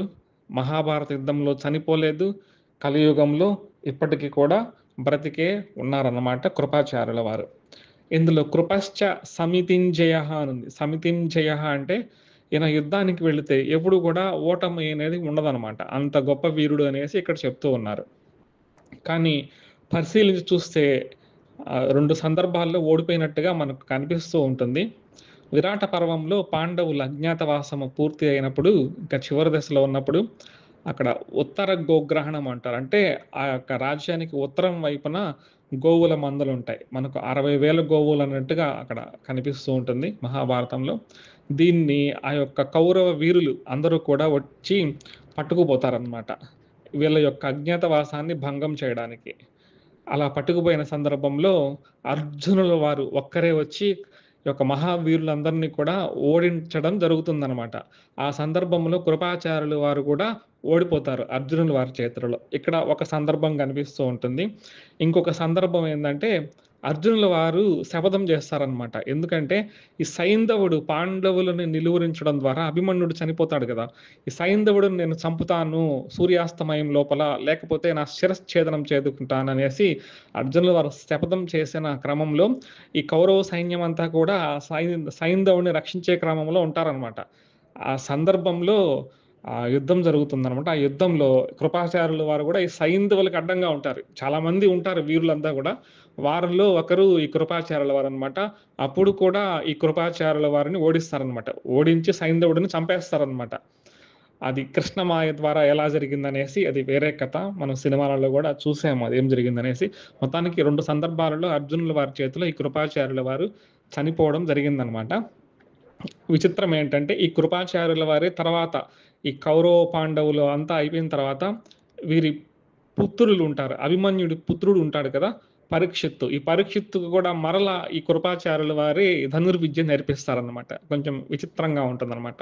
కాబట్టి కృపశ్చ సమితించయ అంటే ఈయన కృపాచార్యుడు చిరంజీవి అనమాట. ఈయన చిరంజీవిగా ఉన్నాడు అనేది ప్రూఫ్ ఏదైనా ఉందంటే తర్వాత అశ్వత్థామ గురించి చెప్పుకుందాము. వారి గురించి చెప్పేటప్పుడు ఆ ప్రూఫ్ ఏంటో చూద్దాము. శ్రీ గురుభ్యో నమః. అన్యే చ బహవః శూరాః మదర్తే త్యక్తజీవితాః నానాశస్త్ర ప్రహరణాః సర్వే యుద్ధ విశారదాః. అన్యే చ బహవః శూరాః మదర్తే త్యక్తజీవితాః నానాశస్త్ర ప్రహరణాః సర్వే యుద్ధ విశారదాః. అన్యే చ బహవః శూరాః మదర్తే త్యక్తజీవితాః నానాశస్త్ర ప్రహరణాః సర్వే యుద్ధ విశారదాః. అన్యే చ బహవః శూరాః మదర్తే త్యక్తజీవితాః నానాశస్త్ర ప్రహరణాః సర్వే యుద్ధ విశారదాః. వీరే కాక ఇతరుల సూరులు చాలామంది నా ప్రయోజనము నిమిత్తముగా ప్రాణములను విడిచిపెట్టుటకు సిద్ధముగా ఉన్నారు. అనేకములైన శస్త్రములు అస్త్రములు గల వారందరూ యుద్ధములో నిపుణులే. హరే కృష్ణ. 1వ అధ్యాయంలోని 9వ శ్లోకాన్ని పరిశీలించినట్లయితే అన్యే చ బహవః శూరాః మదర్ధే త్యక్తజీవితాః నానాశస్త్ర ప్రహరణాః సర్వే యుద్ధ విశారదాః. ఇక్కడ నానాశస్త్ర ప్రహరణాః, యుద్ధంలో శస్త్రాలు అస్త్రాలు అని 2 రకాలు ఉంటాయండి. శస్త్రము అంటే మనకందరికీ తెలిసిందే. శస్త్రచికిత్స అంటారు. ఎవరికైనా ఆపరేషన్ చేసేటప్పుడు శస్త్రచికిత్స జరిగింది అంటారు. అంటే కత్తులు లేదా ఇంకా దానికి రిలేటెడ్‌గా ఏదైతే వస్తువులు ఉంటాయో వాటితో ఆపరేషన్ చేస్తారు కాబట్టి వీటిల్ని శస్త్రచికిత్స అంటారు. అలాగే యుద్ధంలో కత్తులు కానీ, గండ్రగొడ్డలు కానీ ఈ విధంగా ఫిజికల్‌గా ఉన్న వాటిని ఏం చెప్తారంటే శస్త్రములు అని చెప్తారు. అస్త్రములు అంటే ఏంటంటే మంత్రపూరితముగా ఉండే వాటిని అస్త్రములు అంటారు. ఉదాహరణగా నారాయణాస్త్రము, బ్రహ్మాస్త్రము, ఇటువంటి వాటిని వారుణాస్త్రము, ఆగ్నేయాస్త్రము, నాగాస్త్రము ఇటువంటివి ఉంటాయి కదా. అంటే ఒక మంత్రాన్ని జపించి మనం ఆ యొక్క అస్త్రాన్ని ప్రయోగిస్తే ఆ యొక్క లక్ష్యాన్ని చేరుకుంటూ ఉంటుందన్నమాట. శ్రీరాముల వారు ఒక గడ్డిపూచతో బ్రహ్మాస్త్రాన్ని ప్రయోగించినట్టు కూడా మనం చెప్తూ ఉంటాం అనమాట. అంటే ఒక గడ్డిపూచ బ్రహ్మాస్త్రం ఎలా మారిందంటే అది మంత్రముతో అనమాట. అంటే మంత్రసిద్ధి జరిగినప్పుడు మనకి ఈ విధంగా జరుగుతూ ఉంటుందన్నమాట. ఈ విధంగా శస్త్రము, అస్త్రము అని 2 తేడాలు ఉంటాయి. అయితే ఇక్కడ దుర్యోధనుల వారు ఏమంటున్నారంటే మదర్దే త్యక్త జీవితాః అంటే చాలామంది సూర్యులు ఉన్నారు, యుద్ధ విశారదులు ఉన్నారు, అనేక శాస్త్రాలు, అస్త్ర శస్త్రాలు అన్నీ బాగా తెలుసు అన్నారు. కానీ ఇక్కడ ఒక చెడ్డ పదాన్ని వాడడం జరిగిందనమాట. మదర్దే త్యక్త జీవితాః. ఇప్పటికే అటుపక్క పాండవ సేనను చూసి మనసు వ్యాకులత చెంది ఉంది. అస్తవ్యస్తంగా ఉందన్నమాట ఈ యొక్క దుర్యోధనుల వారి మనస్సు. ఈ సందర్భంలో అనకూడని మాట అనేసారు. ఏమన్నారంటే, యుద్ధం ప్రారంభమైనప్పుడు శుభమే పలకాలి, మంచి మాటలే మాట్లాడాలి, పాజిటివ్ థింకింగ్ అంటారు. పాజిటివ్ థింకింగ్ ఉంటే అది విజయమే చేకూరుస్తుందనమాట. విన్ అవుతామనమాట. ఇక్కడేమన్నారు, నా కోసము ప్రాణాలు అర్పించడానికి వీరందరూ ఉన్నారు. ఇలా మాట్లాడకూడదనమాట. నెగెటివ్. అందుకే పెద్దలంటారు, ఏదైనా శుభకార్యానికి పోయేటప్పుడు శుభం పలకరా అంటారు. కొంతమంది నెగెటివ్ మాటలే మాట్లాడుతుంటారు. ఈ పెళ్లి జరిగినట్టేలే, ఈ ఎగ్జామ్ పాస్ అయినట్టేలే, ఈ ఉద్యోగం వచ్చినట్టేలే అంటే ప్రయత్నం చేయకుండా ఇలాంటి నెగెటివ్ మాటలు మాట్లాడకూడదనమాట. నెగెటివ్ థాట్స్ మనసు లోపల రానీయకూడదు. పాజిటివ్ థింకింగే ఉండాలనమాట. ఇలాంటి మాటలు చెప్పడానికి ఇప్పుడు సిటీస్‌లో మనకు తిరుపతిలో గాని, చెన్నైలో గాని, బెంగుళూరులో, హైదరాబాద్‌లో కొంతమంది ఇలాగే ఉన్నారనమాట. కౌన్సెలింగ్ ఇచ్చేదానికి ఒక 5,000, ఒక 10,000 ఒక గంట సెషన్ చెప్తారనమాట మన కోసము. లేదా గ్రూప్ ఆఫ్ పీపుల్‌ని తీసుకొని సెషన్స్ చెప్తుంటారు. కౌన్సెలింగ్ చెప్తూ ఉంటారు. మోటివేటర్స్ అంటారు వీటిల్ని. వీళ్ళందరూ డబ్బులు తీసుకొని మనకు చెప్తుంటారు. మనకు భగవద్గీత ఇలాంటివన్నీ ఉచితంగా మనకు లభిస్తూ ఉంటాయన్నమాట. అందుకే భగవద్గీత ఒక్కదాన్ని మనం చక్కగా నేర్చుకున్నట్టయితే ఇంతకు మించిన మోటివేషన్ ఎక్కడా దొరకదనమాట. ప్రపంచంలో ఇంకెక్కడా దొరకదు. అద్భుతమైన మాటలుంటాయన్నమాట. కాబట్టి ఏదైనా శుభకార్యానికి వెళ్ళేటప్పుడు మనం అశుభమైన మాటలు మాట్లాడకూడదనమాట. అపశృతి మాటలు, అపశబ్దం మాటలు, అపశకునం కలిగించే ఇలాంటి మాటలు మనం ఎప్పుడూ మాట్లాడకూడదు. కానీ దుర్యోధనుడు ఆసురీ సంపదతో ఉన్నాడు కదా! అతని వెంట ఏమొస్తుందంటే ఇలాంటి మాటలే వస్తాయన్నమాట. అలాగే మనకు రామాయణంలో చూసినట్లయితే కుంభకర్ణుల వారు ఇంద్ర పదవి అన్నట్టుగా మాట్లాడాలని పోయి తంద్ర అనేసి అంటాడనమాట. ఇంద్రాకి, తంద్రాకి అమ్మవారి యొక్క మాయ వలన తంద్ర అంటారు. తర్వాత ఏమవుతుందంటే తంద్ర అంటే నిద్రపోతూనే ఉంటారనమాట. ఆ విధంగా పలికిస్తారనమాట అతని కర్మానుసారం. అలాగే దుర్యోధనుని నోటి వెంట చూడండి ఎంత అపశబ్దం వచ్చిందో. దీన్ని బట్టి మనం ఏం తెలుసుకోవాలంటే ఎప్పుడు కూడా అపశబ్దాలు పలకకూడదనమాట. పాజిటివ్ థింకింగే ఉండాలి. నెగెటివ్ థింకింగ్ ఉండకూడదనమాట. అలాగే మదర్దే త్యక్త జీవితాః అంటే లోకంలో 2 రకాల వ్యక్తులుంటారనేసి మనం కొంచెం అర్థం చేసుకోవచ్చనమాట. మదర్థ దీవులు అని ఒక రకం. అంటే మదర్థ జీవులు అని ఒక రకము. తదర్థ జీవులు అనేసి రెండో రకం అనమాట. అంటే నా పొట్ట నింపుకుంటే చాలు, నేను బాగుంటే చాలు, పక్కింటోడు ఎలా పోయినా పర్వాలేదు, పక్క ఊరోడు ఎలా పోయినా పర్వాలేదు అనేసి ఒక సినిమా టైటిల్ గూడా ఉందనమాట. మా ఇంటికొస్తే ఏం తెస్తావు? మీ ఇంటికొస్తే ఏమిస్తావు? కొంచెం అటు ఇటు భావం అయితే ఇదే అనమాట. అంటే నన్ను సేవించేదానికే, నా బాగు కోసమే ఈ జనాలంతా ఉన్నారు. నేను వాళ్ళని దోచుకోవాలి. నా కడుపు నిండితే చాలు. వాళ్ళని దోచుకోవడమే నా జన్మ హక్కు. నేను తింటే చాలు. ఈ విధంగా అహంకారంతో ఉంటారనమాట. వీళ్ళందరిని ఏమని చెప్తారంటే మదర్థ జీవులు అని చెప్తారు. వీళ్ళు ఆసురీ సంపద ఉన్నవారనమాట. అలా కాకుండా తద్దర్థ జీవులంటారు. తత్ అంటే ఇతరుల కోసం అనమాట. వీళ్ళు ఎలా ఆలోచన చేస్తారంటే, నేను పుట్టాను కదా! ఈ పుట్టినందుకు నా వల్ల ఇతరులకేమైనా మేలు జరుగుతుందా? నా వల్ల ఇతరులకి కొంచెం కూడా నష్టం జరగకూడదు. నేను నా పుట్టుకకి వేరే వాళ్ళకి లాభమే చేకూర్చాలి. పరోపకారార్థాయ ఇదం శరీరం అన్నట్టుగా వారు భావిస్తూ ఉంటారనమాట. అలాగే వాళ్ళ నడవడిక కూడా ఉంటుందనమాట. అంటే వాళ్ళ ఉద్దేశ్యం ఎలా ఉంటుందంటే, ఒక చెట్టు నీడనిస్తుంది. ఒక ఆవు స్వార్థం లేకుండా పాలు ఇస్తుంది. ఒక నది నీళ్ళు ఇస్తుందనేసి మనం ఇంతకుముందు ఒక శ్లోకం చెప్పుకున్నాం అనమాట. పరోపకారార్థాయ వహంతి నదః పరోపకారార్థాయ దుహంతి గావః పరోపకారార్థాయ ఫలంతి వృక్షః పరోపకారార్థాయ ఇదం శరీరం అనేసి చెప్పుకున్నామనమాట. నదులు ఏ విధంగా స్వార్థం లేకుండా నీళ్ళిస్తుంటాయో, ఆవులు, గేదెలు స్వార్థం లేకుండా పాలు ఇస్తుంటాయో, వృక్షాలు స్వార్థం లేకుండా ఫలాలను ఎలా ఇస్తుంటాయో, అలాగే ఈ శరీరం కూడా పరోపకారార్థం కోసమని జీవించే వాళ్ళు ఉత్తమ జీవులనమాట. వీళ్ళని తదర్థ జీవులు అని చెప్తూ ఉంటారనమాట. అలా కాకుండా తినడము, మనమే సంపాదించుకున్నాం, మనం నిద్రపోయినాం, పిల్లల్ని కన్నాము, సుఖం అనుభవించాము. ఇదే ప్రధానంగా తినడం కోసమే జీవిస్తారనమాట. తిండే వాళ్ళకి యావనమాట. దీన్ని ప్రస్తుత రోజుల్లో మనం అన్వయం చేసుకుంటే కొంతమంది వ్లాగర్స్ ఉంటారనమాట. బైకుల్లోనో, కార్‌లోనో తిరుగుతూ ఉంటారు. వీళ్ళు ఎంత ఘోరమైన పనులు చేస్తుంటారో చూడండి. శాస్త్ర ప్రకారం చూసుకుంటే వీళ్ళేం చేస్తారంటే ఊరూరికెళ్ళి అడక్క తింటా ఉంటారనమాట. ఏ హోటల్‌లో బావుంటుందో ఆ హోటల్‌లో కమిషన్ తీసుకోండి. ఈ హోటల్‌లో బిర్యానీ అండి సూపర్‌గా ఉంటుందండి. ఒక్కసారి నోట్లో పెట్టుకుంటే అబ్బా! అనేసి అన్నట్టుగా చెప్తుంటారనమాట. వీళ్ళకి పని లేదు. లేదు, పాట లేదు, వీళ్ళ జీవితంలో ఒక లక్ష్యం లేదు. వీళ్ళేందంటే ఒక్కొక్క వీరికి వెళ్లి బిచ్చగాడు అడుక్కున్నట్టు ఆ హోటల్‌కెళ్ళి అనుకోవడం, మాకు డబ్బులివ్వండి మేము పబ్లిసిటీ చేస్తామనేసి వాళ్ళకి సబ్‌స్క్రైబర్సో, ఫాలోవర్సో ఉంటారు. ఈ విధంగా అదే పననమాట. వీళ్ళందరికీ చెప్పే విషయం ఏందంటే వారం రోజులు ఈ బిర్యానీ తిని చూడండి వేరే పదార్థాలు ఏం లేకుండా ఖచ్చితంగా చచ్చి ఊరుకుంటారనమాట. ఇది చాలా పాపపు పననమాట.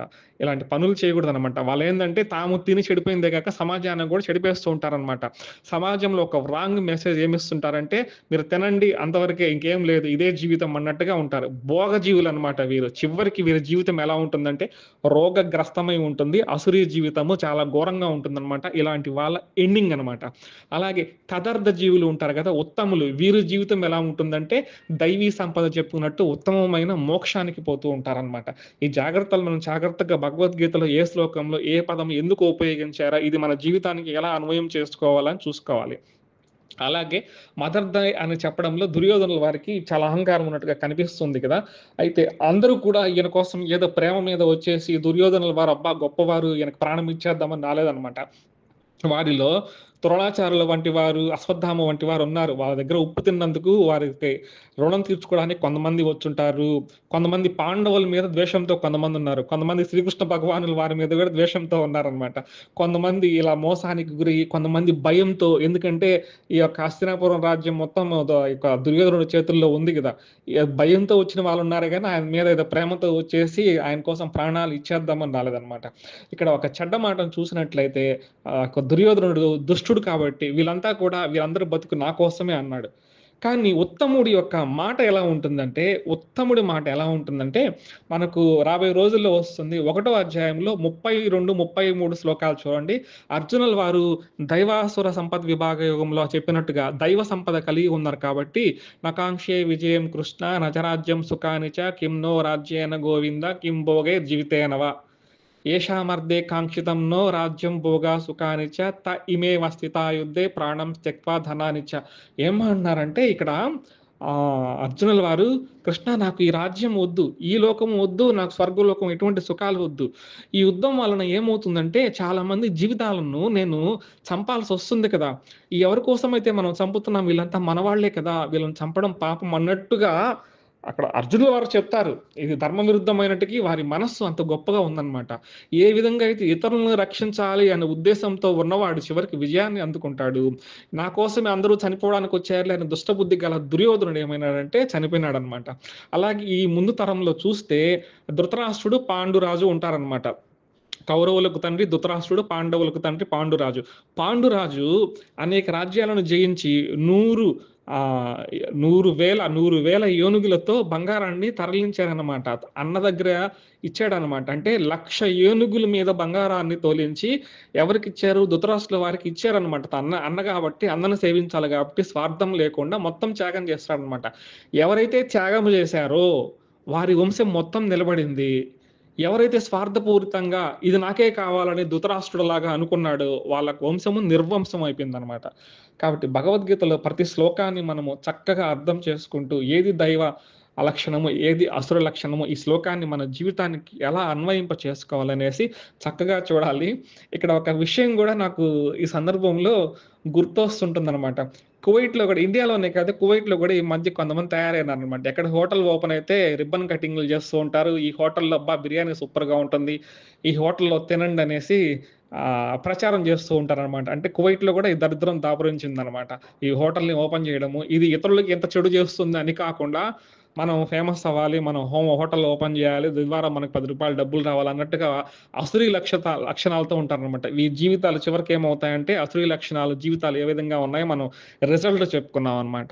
హరే కృష్ణ. శ్రీ గురుభ్యో నమః.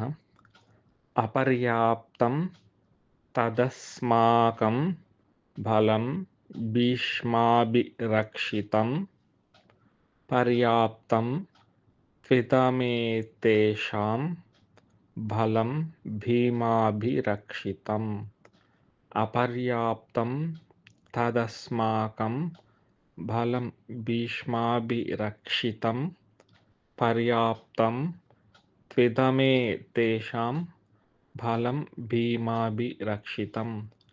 అపర్యాప్తం తదస్మాకం బలం భీష్మాభిరక్షితం పర్యాప్తం త్విదమేతేషాం బలం భీమాభిరక్షితం అపర్యాప్తం తదస్మాకం బలం భీష్మాభిరక్షితం పర్యాప్తం త్విదమేతేషాం బలం భీమాభిరక్షితం. మన సైన్యము అపారము, ఈ సైన్యమును భీష్ముడు రక్షిస్తున్నాడు. ఇక పాండవుల సైన్యము పరిమితముగా ఉన్నది, ఆ పాండవుల సైన్యమును భీముడు రక్షిస్తున్నాడు. ఈ శ్లోకానికి రకరకాల అర్థాలు ఉన్నాయి, మనం తర్వాత తెలుసుకుందాం. శ్రీ గురుభ్యో నమః. హరే కృష్ణ. 10వ శ్లోకాన్ని పరిశీలించినట్లయితే అపర్యాప్తం తదస్మాకం బలం భీష్మాభిరక్షితం పర్యాప్తం త్విదమేతేషాం బలం భీమాభిరక్షితం. ఇక్కడ 2 పదాలు కనిపిస్తూ ఉంటాయి. భీష్మాభిరక్షితం అని ఒకటి, భీమాభిరక్షితం అంటే భీష్ముడి చేత రక్షించబడుతూ ఉన్న సైన్యము, భీముడి చేత రక్షించబడుతూ ఉన్న సైన్యం అనేసి 2 పోలికలు పెట్టడం జరిగింది. అలాగే భీష్ముడితో రక్షిస్తున్న సైన్యము అపర్యాప్తము, అనంతమైనది అని ఒక అర్థం ఇక్కడ వస్తుంది. అలాగే భీముడితో రక్షించబడుతున్న సైన్యము పర్యాప్తం అంటే కొంచెమే ఉంది అన్నట్టుగా ఒక అర్థం వస్తుంది. ఈ శ్లోకంలో 2 అర్థాలు ఉన్నట్టుగా మహనీయులు చెప్తూ ఉంటారనమాట. అపర్యాప్తము అంటే అనంతము అనేసి ఒక అర్థము కాకుండా ఇంకో అర్థం ఏంటంటే అసంపూర్ణము అనేసి కూడా పెద్దలు చెప్తూ ఉంటారు. పర్యాప్తము అంటే పరిమితమైనది అని కాకుండా సంపూర్ణమైనది అనే అర్థం కూడా చెప్తూ ఉంటారనమాట. ఇది మనం చక్కగా అర్థం చేసుకోవాలంటే ఈ శ్లోకము మనం చిన్నప్పుడు ఒక ఆట ఆడుకునే వాళ్ళం అనమాట. అంటే ఇప్పుడు తరంలో వాళ్ళకి తెలియకపోతే మన తరంలో వాళ్ళకి తెలుసు. తాడాట ఆడుకునే వాళ్ళం అనమాట. ఇటుపక్క కొంతమంది, ఇటుపక్క కొంతమంది ఇప్పుడు కూడా కొన్ని ఆటలు పెట్టి చేస్తూ ఉంటారు. తాడాట, ఇటుపక్క లాగుతూ ఉంటే అటుపక్క లాగుతూ ఉంటే టగ్ ఆఫ్ వార్ అంటారనమాట. ఎవరు పక్క లాగితే వాళ్ళు గెలిచినట్టుగా అనుకుంటూ ఉంటారనమాట. అయితే ఇప్పటి జనరేషన్ వాళ్ళకి స్క్విడ్ గేమ్ అనేసి నెట్ఫ్లిక్స్లో ఫేమస్ నెట్ సిరీస్ ఒకటి ఉందన్నమాట. ఈ వెబ్ సిరీస్లో మనకు చక్కగా ఒక గేమ్ ఉంటుందన్నమాట. అటుపక్క కొంతమంది, ఇటుపక్క కొంతమంది ఉంటారు. ఈ టగ్ ఆఫ్ వార్ లాగడంలో ఎవరైతే కింద పడిపోతారో వాళ్ళని చంపేస్తూ ఉంటారనమాట.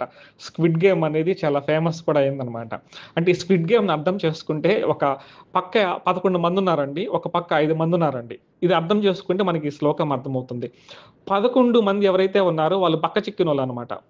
5 మంది ఎవరైతే ఉన్నారో వాళ్ళు బలాఢ్యులు అనమాట. చూసేవాళ్ళు ఏమంటారంటే ఇటుపక్క 11 మంది ఉన్నారయ్యా, జనాభా ఎక్కువ ఉన్నారయ్యా, అటుపక్క 5 మందే జనాభా ఉన్నారయ్యా అనేసి ఒక అర్థం వచ్చేటట్టుగా ఇలా చెప్పొచ్చు. అలా కాకుండా ఇటుపక్క 11 మంది బక్క చిక్కిన వాళ్ళు ఉంటే ఏం లాభము, అటుపక్క 5 మంది ఉన్నా కూడా బలాఢ్యులు ఉన్నారు కదా, ఎంత తేడా చూడండి. జనాభా విషయంలో చూసుకుంటే 11 మంది సంఖ్య ఎక్కువ ఉంది, అటుపక్క 5 మంది సంఖ్య తక్కువగా ఉంది. కేవలం బలం విషయంలో చూస్తే 11 మంది బక్క చిక్కిన వాళ్ళు వృధా, బలమైన వాళ్ళు 5 మంది ఉన్నారు. ఇదే విధమైన అర్థం మనకి ఇక్కడ కనిపిస్తూ ఉంటుందండి. అపర్యాప్తము అంటే అపరిమితమైనది ఒక అర్థమైతే అసమర్థమైనది కూడా ఒక అర్థం అనమాట. అలాగే పరిమితం, పర్యాప్తం అంటే పరిమితమైనది ఒక అర్థమైతే సంపూర్ణమైనది అని కూడా ఒక అర్థం అనమాట. కాబట్టి 11 అక్షోహిణులు సైన్యం ఉన్నా సరే ఏమవుతుంది, దుర్యోధనుల వారికి అది సరిపోలేదన్నమాట. మనసులో అయితే బలంగా అనుకుంటున్నాడు కానీ భయం అనేది సింహ స్వప్నం మాదిరిగా ఎదురుగా ఆ భీముడు కనిపిస్తున్నాడు. ఇక్కడ ఒక పోలిక చూస్తే భీష్మాభిరక్షితం అన్నారు, అది ఒక రీజనబుల్ గా ఉందన్నమాట. ఎలా అంటే సర్వసైన్యాధిపతి భీష్ముల వారు కాబట్టి చెప్పారు, బాగుంది. భీమాభిరక్షితం అంటే భీముల వారు అసలు సర్వ సైన్యాధిపతి కాదు కదా, దృష్టద్యుమ్నుల వారు కదా. ఇక్కడ ఎవరి పేరు ఉపయోగించి ఉండాలంటే దృష్టద్యుమ్నాభిరక్షితం అని ఉండాలి. లేదా రాజు పేరు చెప్పాలనుకుంటే రాజు ధర్మరాజు కదా, ధర్మరాజాభిరక్షితం అని కూడా ఆ 2 కాకుండా భీమాభిరక్షితం అని చెప్పారంటే ఆ మొట్టమొదటి రోజు వజ్ర వ్యూహంలో ఆ వజ్ర వ్యూహం వేశారని, అందులో ముఖ్యమైన వాడుగా భీముల శైలును ఉన్నారని, ఇంకొక పక్క అర్జునులు ఉన్నారని చెప్పుకున్నాం కదా. ఈ భీముడు అంటే సింహ స్వప్నం అనమాట. ఈ యొక్క ఎవరికి, దుర్యోధనుడి తండ్రి అయిన ధృతరాష్ట్రుల వారికి అనమాట. సింహ స్వప్నం అంటే ఏంటంటే ఒక కుందేలుకో ఒక జింకకో కళల్లో నిద్రపోయేటప్పుడు కళల్లో సింహం కనిపించినప్పుడు ఉలిక్కిపడి లేసి పరిగెత్తుతాయన్నమాట. అంటే స్వప్నంలో సింహం వచ్చినా కూడా భయపడతాయన్నమాట. దాన్ని సింహ స్వప్నం అని చెప్తారు. ఇదే విధంగా మనకు ఈ యొక్క శ్లోకాలకి సైమల్టేనియస్ గా మనకు ఉద్యోగ పర్వంలో ఒక చక్కని ఉదాహరణ మనం చూసుకోవచ్చండి. మొట్టమొదటిగా ఉద్యోగ పర్వంలో ద్రుపది పౌరోహితుడు వచ్చేసి కౌరవుల దగ్గరికి వస్తాడు రాయబారిగా. అది అయిపోయింది. కౌరవుల పక్క నుంచి సంజయుల వారు పాండవుల దగ్గరికి ఉపప్లావ్యంలో ఉంటే పాండవుల దగ్గరికి వస్తారు. వాళ్ళ దగ్గర సమాచారాన్ని తెలుసుకొని సంజయుల వారు తిరిగి కౌరవ సభకు వచ్చినప్పుడు అక్కడ చెప్తా ఉంటారనమాట. ధర్మరాజు గారి అభిప్రాయాలు, వారు ఏమేం మాటలు, ధర్మరాజు ఏం చెప్పాడు, భీముడు ఏం చెప్పాడు, అర్జునులు ఏం చెప్పారు, నకుల సహదేవులు ఏం చెప్పారు, కృష్ణ భగవానులు వారు ఏం చెప్పారు, ద్రౌపది అమ్మగారు ఏం చెప్పారు, ఇవన్నీ చెప్పిన తర్వాత అక్కడ ధృతరాష్ట్రుల వారు ఒక మాట అంటారనమాట. అప్పటికి గర్వం అనమాట. ఇప్పుడు చూడండి సంజయుల వారు, మా పక్క 11 అక్షోహిణుల సైన్యం ఉందండి. చాలా మంది ఉన్నారు. అసలు వనవాసం చేసి వచ్చారు, అజ్ఞాతవాసం చేసి వచ్చారు. వాళ్ళ పక్క అసలు ఒక వీరుడైనా సపోర్టింగ్‌కి వస్తారు అన్నట్టుగా ఆ గర్వంతో మాట్లాడతాడనమాట. అప్పుడు ఆయన చెప్తాడనమాట. ఏం చెప్తాడంటే, "ఏంటయ్య అలా అంటావు? ఎవరినేసుకొస్తానని చెప్తుంటున్నావా నువ్వు?" అనేసి చెప్తాడు. బకాసురుడిని చంపినవాడు, హిడింబిని చంపినవాడు, జటాసురుడిని చంపినవాడు, కీచకుడిని చంపినవాడు భీముడొస్తాడయ్యా బాబు అని చెప్తాడు. అలాగే ముక్కంటి పరమశివుడిని ముప్పతిప్పలు పెట్టి పాశుపతాస్త్రాన్ని సంపాదించిన అర్జునుడొస్తాడయ్యా అని చెప్తాడు. ఒక సింహాలను పట్టుకొని వేటాడే ఒక నకుల సహదేవులని వస్తారయ్యా.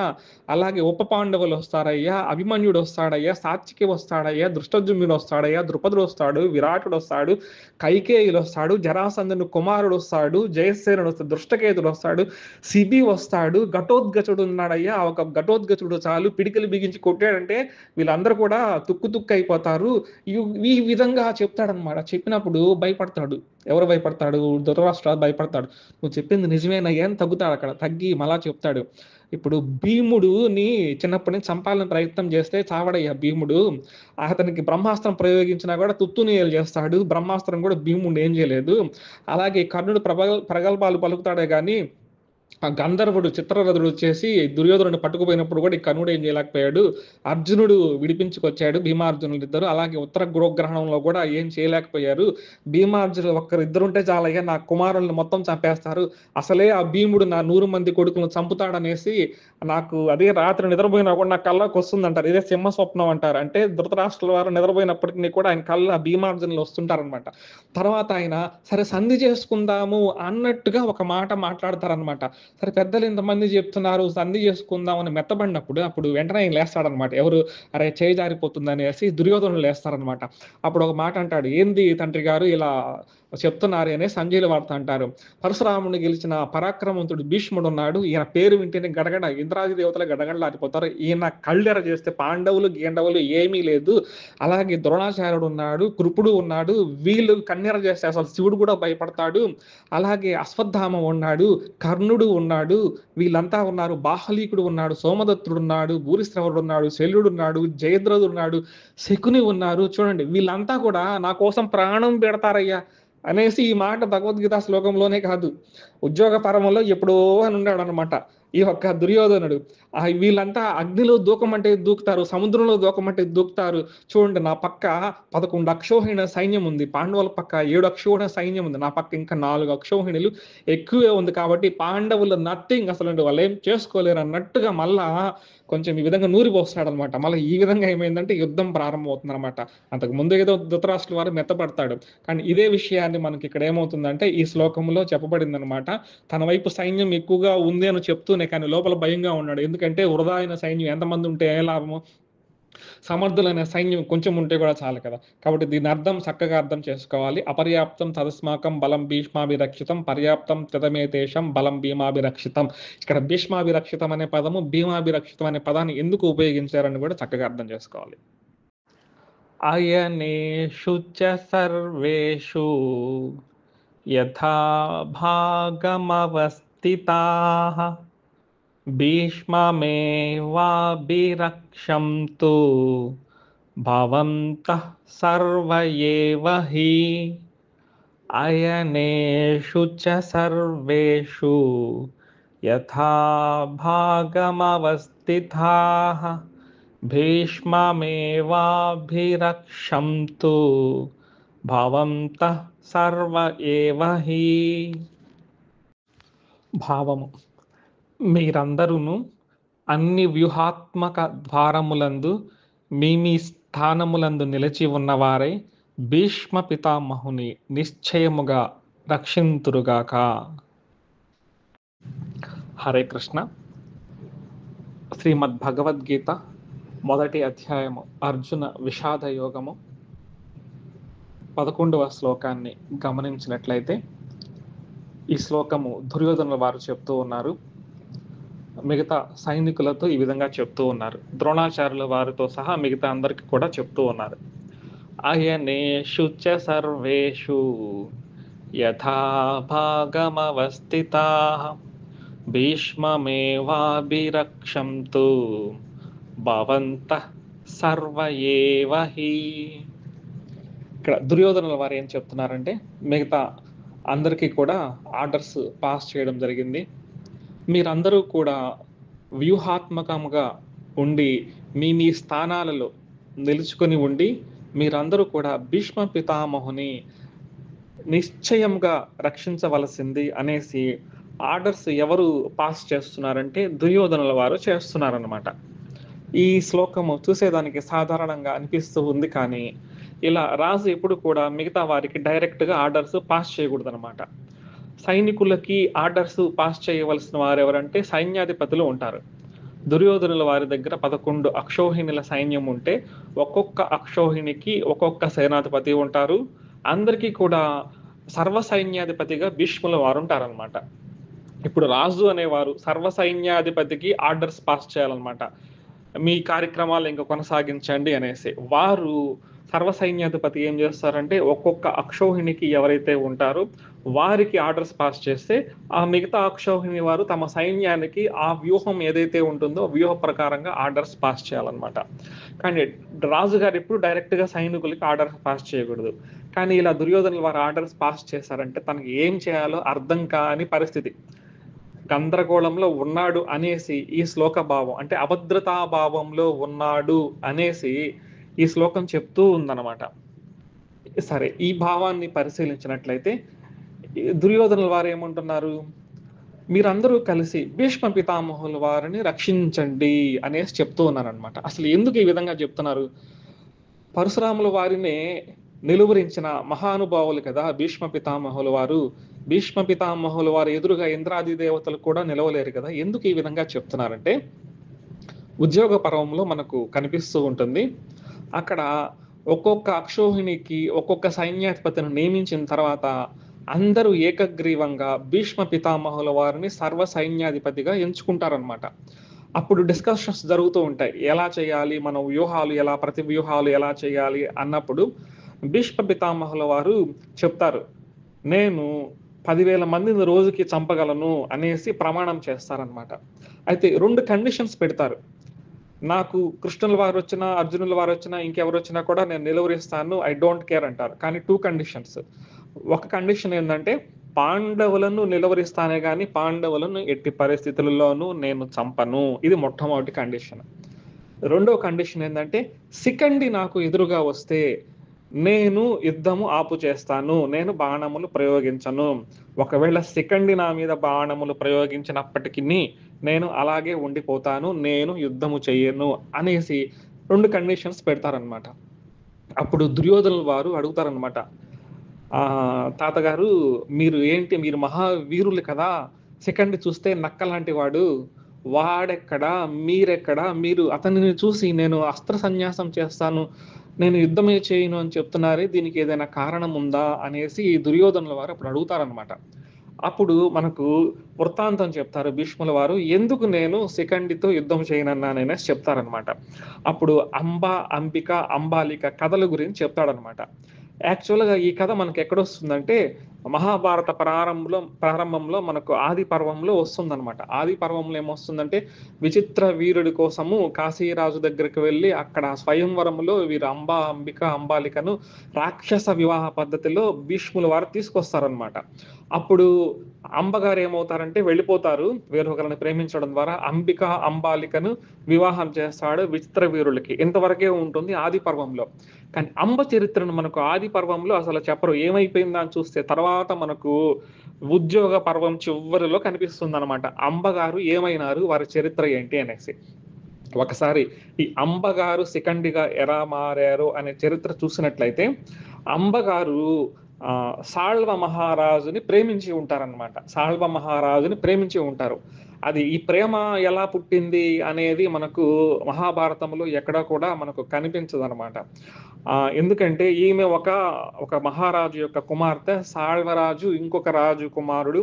అంటే వీరు ఒక రాజ్యంలోకి రావడము, ప్రేమ జరగడం అనేది సాధ్యమే కాదనమాట.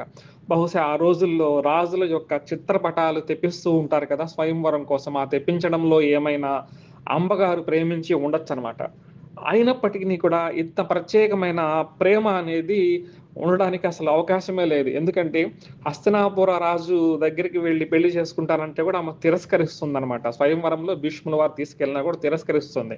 అంటే చాలా బలమైన ప్రేమ అని చెప్పుకోవాలన్నమాట.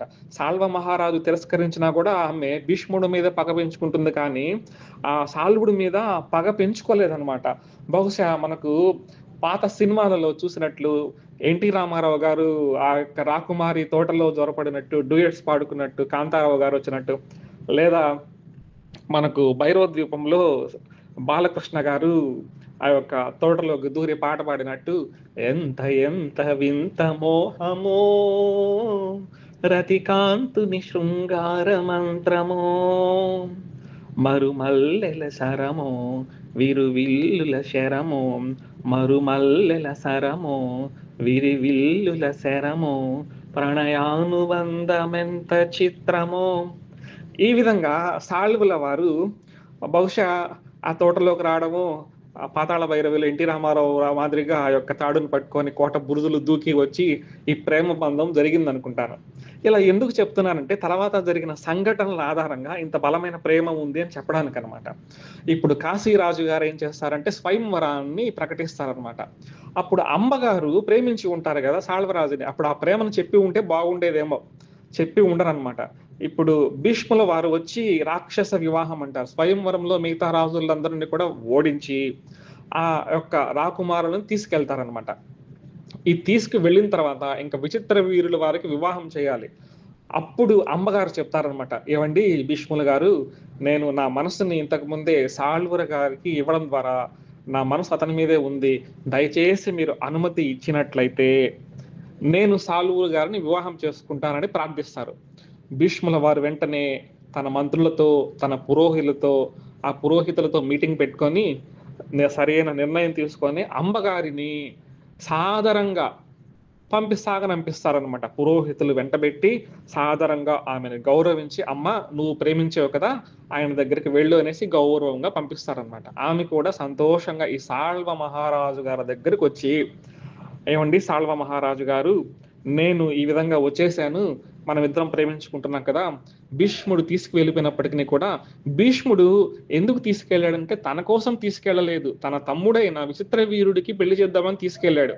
నేను అక్కడికి వెళ్ళిన తర్వాత మన ప్రేమ విషయం చెప్పగా భీష్ముల వారు అంగీకరించి ఇక్కడికి పంపించారు అనేసి చెప్తుందనమాట. అప్పుడు సాలులు వారు ఏమంటారంటే, నేను క్షత్రియుడిని, వేరొక క్షత్రియుడు నిన్ను గెలుచుకున్నాడు కాబట్టి నేను నిన్ను నా భార్యగా చేసుకోలేను, కాబట్టి నువ్వేం చేస్తావంటే మరలా వారి దగ్గరికి వెళ్ళిపో, నేను మాత్రం పెళ్లి చేసుకోను అని చెప్తాడనమాట. అక్కడ చాలా చాలా ఇద్దరికి కూడా చాలా వాగ్వాదం జరుగుతూ ఉంటుంది, మాట్లాడుకుంటారు. ఆమె రిక్వెస్ట్ చేస్తుంది, ఏడుస్తుంది, చివరిగా కోపగించుకుంటుంది. నేను నీ కోసము ఇంత ఎదిరించి హస్తినాపురాన్ని కూడా వదులుకొని వస్తే నువ్వు నన్ను తిరస్కరిస్తావని కోప్పడుతుంది. అప్పుడు ఒక మాట అంటారనమాట సాల్వ మహారాజు, నువ్వంతా చెప్పేది బానే ఉంది, నాకు ఆ భీష్ముడిని తలుచుకుంటే సింహ స్వప్నం లాగుంది. ఆ స్వయంవరంలో భీష్ముల వారు చెలరేగిన విధానము, రాజులను ఓడించిన విధానం చూస్తుంటే నాకు ఇప్పటికే జలధరింపు వస్తుంది. కాబట్టి ఆ భీష్ముల వారు ఉండగా నేను నిన్ను పెళ్లి చేసుకోను అంటారు. ఇది మనసులో పెట్టుకుంటుంది అనమాట ఆమె అంబ. ఓహో, దీనికి కారణము భీష్ముల వారు కదా, అసలు భీష్ముల వారు ఎందుకు రావాలి స్వయంవరానికి, నా మనసు తెలుసుకోకుండా ఎందుకు తీసుకెళ్ళాలి, ఇలా తీసుకోబోబట్టే కదా ఈ సాల్వ మహారాజు నన్ను తిరస్కరిస్తున్నాడు అనేసి అమ్మగారు భీష్ముల వారి మీద కోపం పెంచుకుంటారు. లెక్క ప్రకారం ఎవరి మీద కోపం పెంచుకోవాలంటే సాల్వ మహారాజు మీద కోపం పెంచుకోవాలి. ఎందుకంటే స్వయంవరంలో గెలుచుకోలేకపోయాడు. సరే, ప్రేమ కోసం అంత రాజ్యాన్ని త్యాగం చేసిన వచ్చినప్పటికీ యాక్సెప్ట్ చేసుకోలేకపోయాడు. వీరి మీదే యాక్చువల్గా అమ్మగారు కోపగించుకోవాలన్నమాట. అలా కాకుండా ఆమె బాధపడుతూ ఎలాగైనా ప్రతీకారం చేయాలి, భీష్ముల వారు, నేను ఇంక పుట్టింటికి కూడా పోలేను, సాల్వుడి దగ్గరికి పోలేను, భీష్ముడి దగ్గరికి పోలేను, ఎలా నా పరిస్థితిని దుఃఖపడి ఆ దగ్గరలో ఉన్న ఒక వనానికి, తపోవనానికి వెళ్తుందనమాట. అక్కడ అనేక మంది మునులు తపస్సు చేసుకుంటూ ఉంటే, ఈమె పాపం యవ్వనవతి, వయసు చిన్నదిలో ఉంది, చూస్తే రాకుమారిలాగా ఉంది, ఏడుస్తూ ఉంది, కలవరపడుతూ ఉంది. ఈమెను చూసి అనేక మంది మునులు దుఃఖపడి ఆమె చరిత్రను తెలుసుకుంటారనమాట. ఈ విధంగా తెలుసుకున్నప్పుడు వాళ్ళల్లో ఒక ముని ఏం చేస్తారంటే ఆమె దగ్గరికి తీసి ఆమెకి ఏదైనా న్యాయం చేయాలని ఒక మీటింగ్ పెట్టుకొని మీటింగ్‌లో నిర్ణయించుకుంటారనమాట. అంతలోనే ఆ యొక్క రాకుమారి తల్లి యొక్క తండ్రి కూడా ఆ మునుల మధ్యలో ఉంటారనమాట. అంటే వానప్రస్థానికి స్వీకరించి అక్కడ ఉంటారనమాట. ఆయన కూడా ఆమె దగ్గరికి తీసుకొచ్చి దీనికి పరిష్కారం ఏంటని ఆలోచిస్తూ ఉంటే, పరశురాములు వారి శిష్యులు ఒకరు ఆ సమయంలోనే అక్కడికి వస్తారనమాట. వచ్చినప్పుడు వారు కూడా విషయం తెలుసుకుంటారు. ఇప్పుడు ఇదంతా తీసుకెళ్ళి వీరంతా కూడా పరశురాముల వారి దగ్గరికి తీసుకెళ్తారనమాట ఈ విషయాన్ని. అప్పుడు ఆ రాకుమారి బాధపడుతూ ఉంటే పరశురాముల వారు అడుగుతారు, తల్లి నువ్వు ఈ యొక్క తపోవనంలో ఎందుకున్నావు తల్లి, నువ్వు రాకుమారి అంటే తన కథనంతా చెప్పి దుఃఖపడుతుంది. మీరు ఎలాగైనప్పటికీ నాకు మాట ఇవ్వండి, నా యొక్క బాధను తీర్చండి, ఇప్పుడు నా పరిస్థితి ఏంటి, ఒక న్యాయం చేకూర్చండి అనేసి దిగులు పడుతుందనమాట. అప్పుడు పరశురాముల వారు ఏం చెప్తారంటే, ఓహ్ ఇంతేనా, భీష్ముడు నా యొక్క శిష్యుడు, నేను ఏది చెప్తే ఇదే చెప్తాడు. ఇప్పుడు నేనేం చేస్తానంటే భీష్ముల వారిని నేను పెళ్లి చేసుకోమని చెప్తాను, ఆయన చేసుకుంటాడు, ఇది నథింగ్, అసలు నువ్వు ఏడ్చాల్సిన అవసరమే లేదని చెప్తాడు. సరే కబురు పెడతాడనమాట. కబురు పెట్టిన తర్వాత పరశురాముల వారు భీష్ముల వారికి, ఓహో నా గురువు ఏదో పిలుస్తున్నాడు అనేసి ఆయన భక్తిభావంతో ఒక ఆవుని తీసుకొస్తాడనమాట. అంటే గురువు గారి దగ్గరికి వెళ్ళేటప్పుడు ఆ రోజుల్లో బ్రాహ్మణులను పూజ చేసుకుంటూ ఒక ఆవుని తీసుకురావడం అనేది సాంప్రదాయం అనమాట. గురువు గారు నమస్కారాలండి, మీరు పిలిపించారు, నాకు సంతోషంగా ఉంది, మీ సేవా భాగ్యం నాకు కలిగింది అని చెప్తారు. అప్పుడు పరశురాముల వారు ఏం చెప్తారంటే, నాయన భీష్మ, ఇద్దో నీ ద్వారా ఈ అమ్మాయి యొక్క బతుకు చెడిపోయింది, కాబట్టి నువ్వేం చేస్తావంటే వెంటనే ఈ అమ్మాయిని పెళ్లి చేసుకో అని చెప్తాడు. నిర్ఘాంతపోతాడు భీష్ముల వారు. గురువు గారు, నేను ఆజన్మ బ్రహ్మచారిగా ఉంటానని నేను భీష్మ ప్రతిజ్ఞ చేశాను. అటు సూర్యుడు ఇటు మొలిచిన, సూర్యచంద్రాదులు గతులు తప్పినా నేను మాత్రము ఈమెని వివాహం చేసుకోను, నన్ను మన్నించండి, అది కాక ఇంకేదైనా కోరుకోండి, నా ప్రాణాలైనా ఇస్తాను అంటాడు. ఎప్పుడైతే భీష్ముల వారు రిజెక్ట్ చేస్తారో ఆయన ప్రపోజల్, ఆయన ఉగ్రుడైపోతాడు, ఇంకా నిన్ను చంపుతాననేసి, అంటే చాలా జరుగుతుంది. వ్యాస మహాభారతంలో చాలా పెద్ద కథ అన్నమాట. వారిద్దరి మధ్య సంభాషణ, సరే యుద్ధంలో తేల్చుకుందాము అనేసి ఇద్దరు కూడా కురుక్షేత్రానికి వెళ్తారనమాట. కురుక్షేత్రానికి వెళ్ళినప్పుడు భీష్ముల వారు చక్కని మాట అంటారనమాట. గురువు దారి తప్పినప్పుడు ఆ గురువును కూడా ఎదిరించవచ్చు అన్నట్టుగా భీష్ముల వారు చెప్పి ఇంకిద్దరు కూడా చాలా భయంకరమైన యుద్ధం 23 రోజుల పాటు జరుగుతూ ఉంటుందన్నమాట. చాలా భయంకరమైన యుద్ధం అనమాట. ఇద్దరు ఎవరు తగ్గరనమాట. ఒకసారి వీళ్ళు పడిపోతే పరశురాముల వారి పతిపై మళ్ళా లేయడము, కొట్టుకోవడము, యుద్ధాలు చేయడము, రకరకాల యుద్ధాలు జరిగినప్పుడు చివరికి ఒకరోజు ఈ యొక్క భీష్ముల వారు ఆ అష్టవసువుల్లో ఒకరి అంశ కాబట్టి, ఆ ప్రభాసుడు అనే ఆయన అంశ కాబట్టి, వాళ్ళు ఒకరోజు ఈయనకి స్వప్నంలో కనిపించి ఒక ఆయుధాన్ని ఇస్తారనమాట. రేపటి రోజు నువ్వు ఈ ఆయుధాన్ని పరశురాముడు నువ్వు ప్రయోగించావంటే ఆయన చచ్చిపోతాడనేసి వరం ఇస్తారనమాట. ఇంకా తర్వాత రోజు ఇంకా ప్రయోగిస్తాడనమాట భీష్ముల వారు. ఇంకా స్వర్గంలో నుంచి దేవతలు, నారదాదులు వారు, అనేక మంది ఋషులు వచ్చి ఈ విధంగా గురువును చంపడం తప్పయ్యా బాబు అంటే, అక్కడికి యుద్ధం అనేది ఏమవుతుందంటే విరమించుకుంటారు. అప్పుడు పరశురాముల వారు అంటారు అమ్మతో, అమ్మ చూసావు కదా, నా శిష్యుడితోనే నేను యుద్ధం చేశాను, నా శిష్యుడిని కూడా నేను గెలిచలేకపోయాను, కాబట్టి నేనేం చేయలేకపోయానమ్మా అనేసి ఆయన బాధపడుతూ ఆయన వెళ్ళిపోతారు. అప్పుడు ఇంకా పగబడుతుంది అనమాట అమ్మగారు. అప్పుడు ఏం చేస్తారంటే ఆ యమునా నది తీరంలో ఘోరమైన తపస్సు చేస్తారనమాట. మనకు భాగవతంలో ధ్రువుల వారు ఉంటారనమాట. ఆయన నారదుల వారి దగ్గర దీక్ష తీసుకొని ఘోరమైన తపస్సు చేస్తాడనమాట. ఆ మాదిరిగా ఈమె 12 ఏళ్ళు ఘోరమైన తపస్సు ఆ యమునా నది తీరంలో చేస్తుందనమాట. ఆ యమునా నది తీరంలో చేసినప్పుడు పరమశివులు వారు ప్రత్యక్షమయ్యి నీకేం వరం కావాలో కోరుకోమంటే, నేను భీష్ముని ఎలాగైనా చంపాలి అనేసి ఆమె కోరుకుంటుందన్నమాట. సరే వెంటనే ఆయన తదాస్తు అంటారు. అక్కడికి ఆమె ఏం చేస్తుందంటే శివుని ద్వారా వరం పొందింది కాబట్టి ఆ యమునా నది తీరంలోనే కట్టెలను పేర్చుకొని ప్రాయోపవేశము, అంటే దాదాపు ఆత్మహత్యని ప్రాయోపవేశం అని చెప్తారు. ఈ విధంగా అమ్మగారు ఏం చేస్తారంటే అక్కడ ప్రాయోపవేశం చేసుకుంటారనమాట. మనకు ఈ శిఖండి వృత్తాంతం వ్యాస మహాభారతంలో చాలా చక్కగా ఉంటుందన్నమాట. రాజమౌళి గారు లాంటి వాళ్ళు ఈ సినిమాని కథను మనం పట్టుకున్నారంటే 2 పార్ట్లుగా చేయొచ్చు అనమాట. శిఖండి ద మహారథ పార్ట్ 1 అని, మహారథ పార్ట్ 2 అని చేయొచ్చు అనమాట. మనకు అరుంధతి సినిమాలో అరుంధతి ఆమె అనుష్క మీద టెంకాయలు కొడుతూ ఉంటారు కదా పగబట్టి, అదే విధంగా టెంకాయలు కొడుతూ ఉంటే జయజమ్మ మాయమ్మ ఆ విధంగా బ్యాక్గ్రౌండ్లో సాంగ్ ఏ విధంగా ఉంటుందో ఆ విధంగా శిఖండి గారు చనిపోతారనమాట. ఇక్కడికి మనం ఏం చేయొచ్చు అంటే పార్ట్ 1ని అక్కడ పూర్తి చేసి పార్ట్ 2ని మనము తర్వాతగా మనం తీసుకోవచ్చు అనమాట. తస్య సంజనయన్ హర్షం కురు వృద్ధః పితామహః సింహనాదం వినద్యోచ్చైః శంఖం దద్మౌ ప్రతాపవాన్. తస్య సంజనయన్ హర్షం కురు వృద్ధః పితామహః సింహనాదం వినద్యోచ్చైః శంఖం దద్మౌ ప్రతాపవాన్. భావము: కౌరవులలో వృద్ధుడు, పితామహుడు, ప్రతాపశాలియగు భీష్మ పితామహుడు ఆ దుర్యోధననుకు అధికమగు సంతోషమును కలిగించుచు సింహనాదమును చేసి బిగ్గరగా శంఖమును పూరించెను. శ్రీ గురుభ్యో నమః. శ్రీమద్ భగవద్గీత అర్జున విషాద యోగంలో 12 మరియు 13 శ్లోకాలను ఒకేసారి పరిశీలించినట్లయితే ఇంతవరకు 3వ శ్లోకం నుంచి 11వ శ్లోకం వరకు అంతా కూడా దుర్యోధనుల వారు చెప్తూ ఉంటారనమాట. ఇప్పటికీ దుర్యోధనుల వారు చెప్పడం అయిపోయిందనమాట. తర్వాత జరిగే విషయాలన్నీ కూడా ఏం జరుగుతుందనేసి సంజయుల వారు చెప్తూ ఉన్నారనమాట.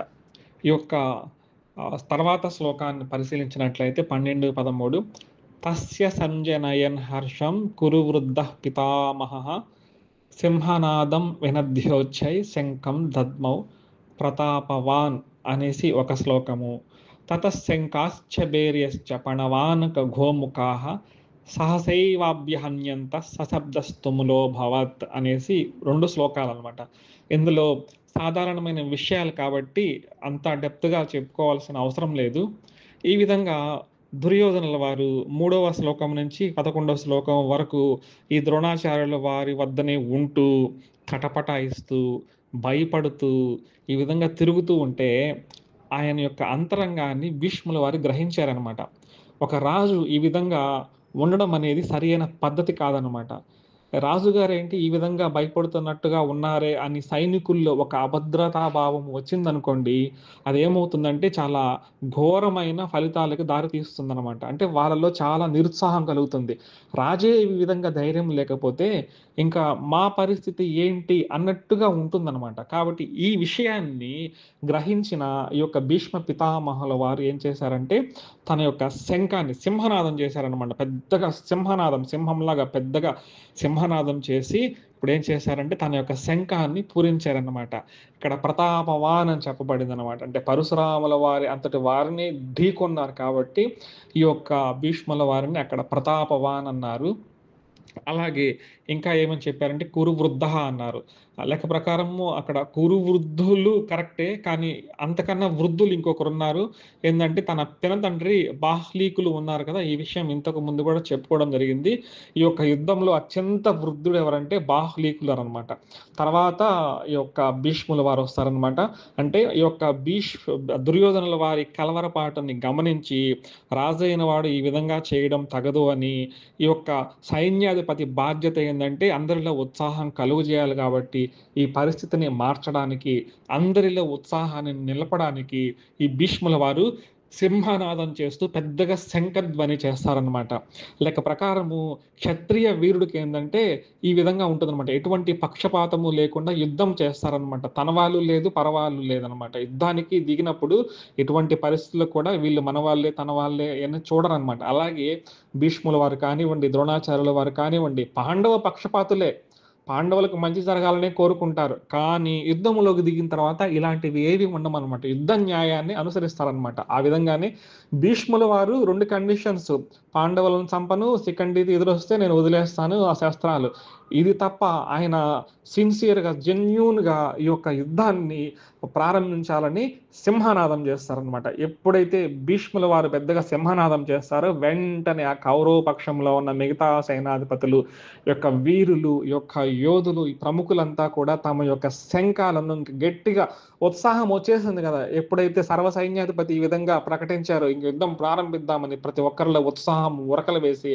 వారి దగ్గరుండి ఈ భేరీలు పణవానకాలు గోముఖాలు అంటే కొమ్ముబూరలు ఈ విధంగా యుద్ధములు ఏవైతే వాయిద్యాలు ఉంటాయో ఇవన్నీ కూడా డమా ఢమా ఢమా అని మోగించి పెద్ద శబ్దాలు భూమి ఆకాశాలు అదిరిపోయేటంతగా ఈ యొక్క పెద్ద తుముల అనే మాటను ఇక్కడ ఉపయోగించారనమాట సంజయుల వారు.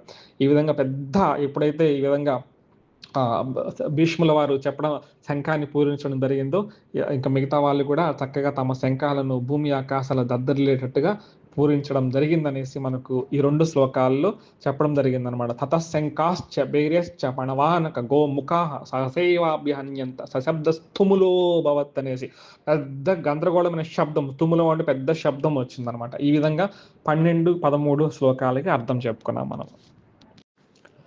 తతః శంకాశ్చ భైర్యశ్చ పణవానక గోముఖాః సహసైవాభ్యహన్యంతా సశబ్దస్థుములోऽభవత్. తతః శంకాశ్చ భైర్యశ్చ పణవానక గోముఖాః సహసైవాభ్యహన్యంతా సశబ్దస్థుములోऽభవత్.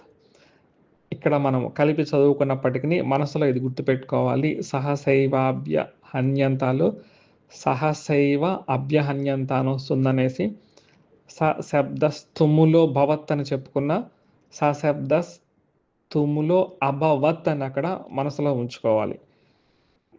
శ్రీ గురుభ్యో నమః. మరుక్షణమే శంఖములు, భేరీలు, తప్పెటలు, మద్దెలలు, కొమ్ము బూరెలు ఒక్కసారిగా మ్రోగించబడినవి. ఆ శబ్దము మిక్కిలి భయంకరంగా ఉండినది. హరే కృష్ణ. ఇప్పుడు చెప్పబోయే శ్లోకాన్ని జాగ్రత్తగా పరిశీలించండి. మనము ఇంతకుముందు తప్పుగా ఎలా చదువుకుంటున్నామో ఇప్పుడు దాన్ని ఎలా కరెక్షన్ చేసుకోవాలి స్పష్టంగా చూద్దాము.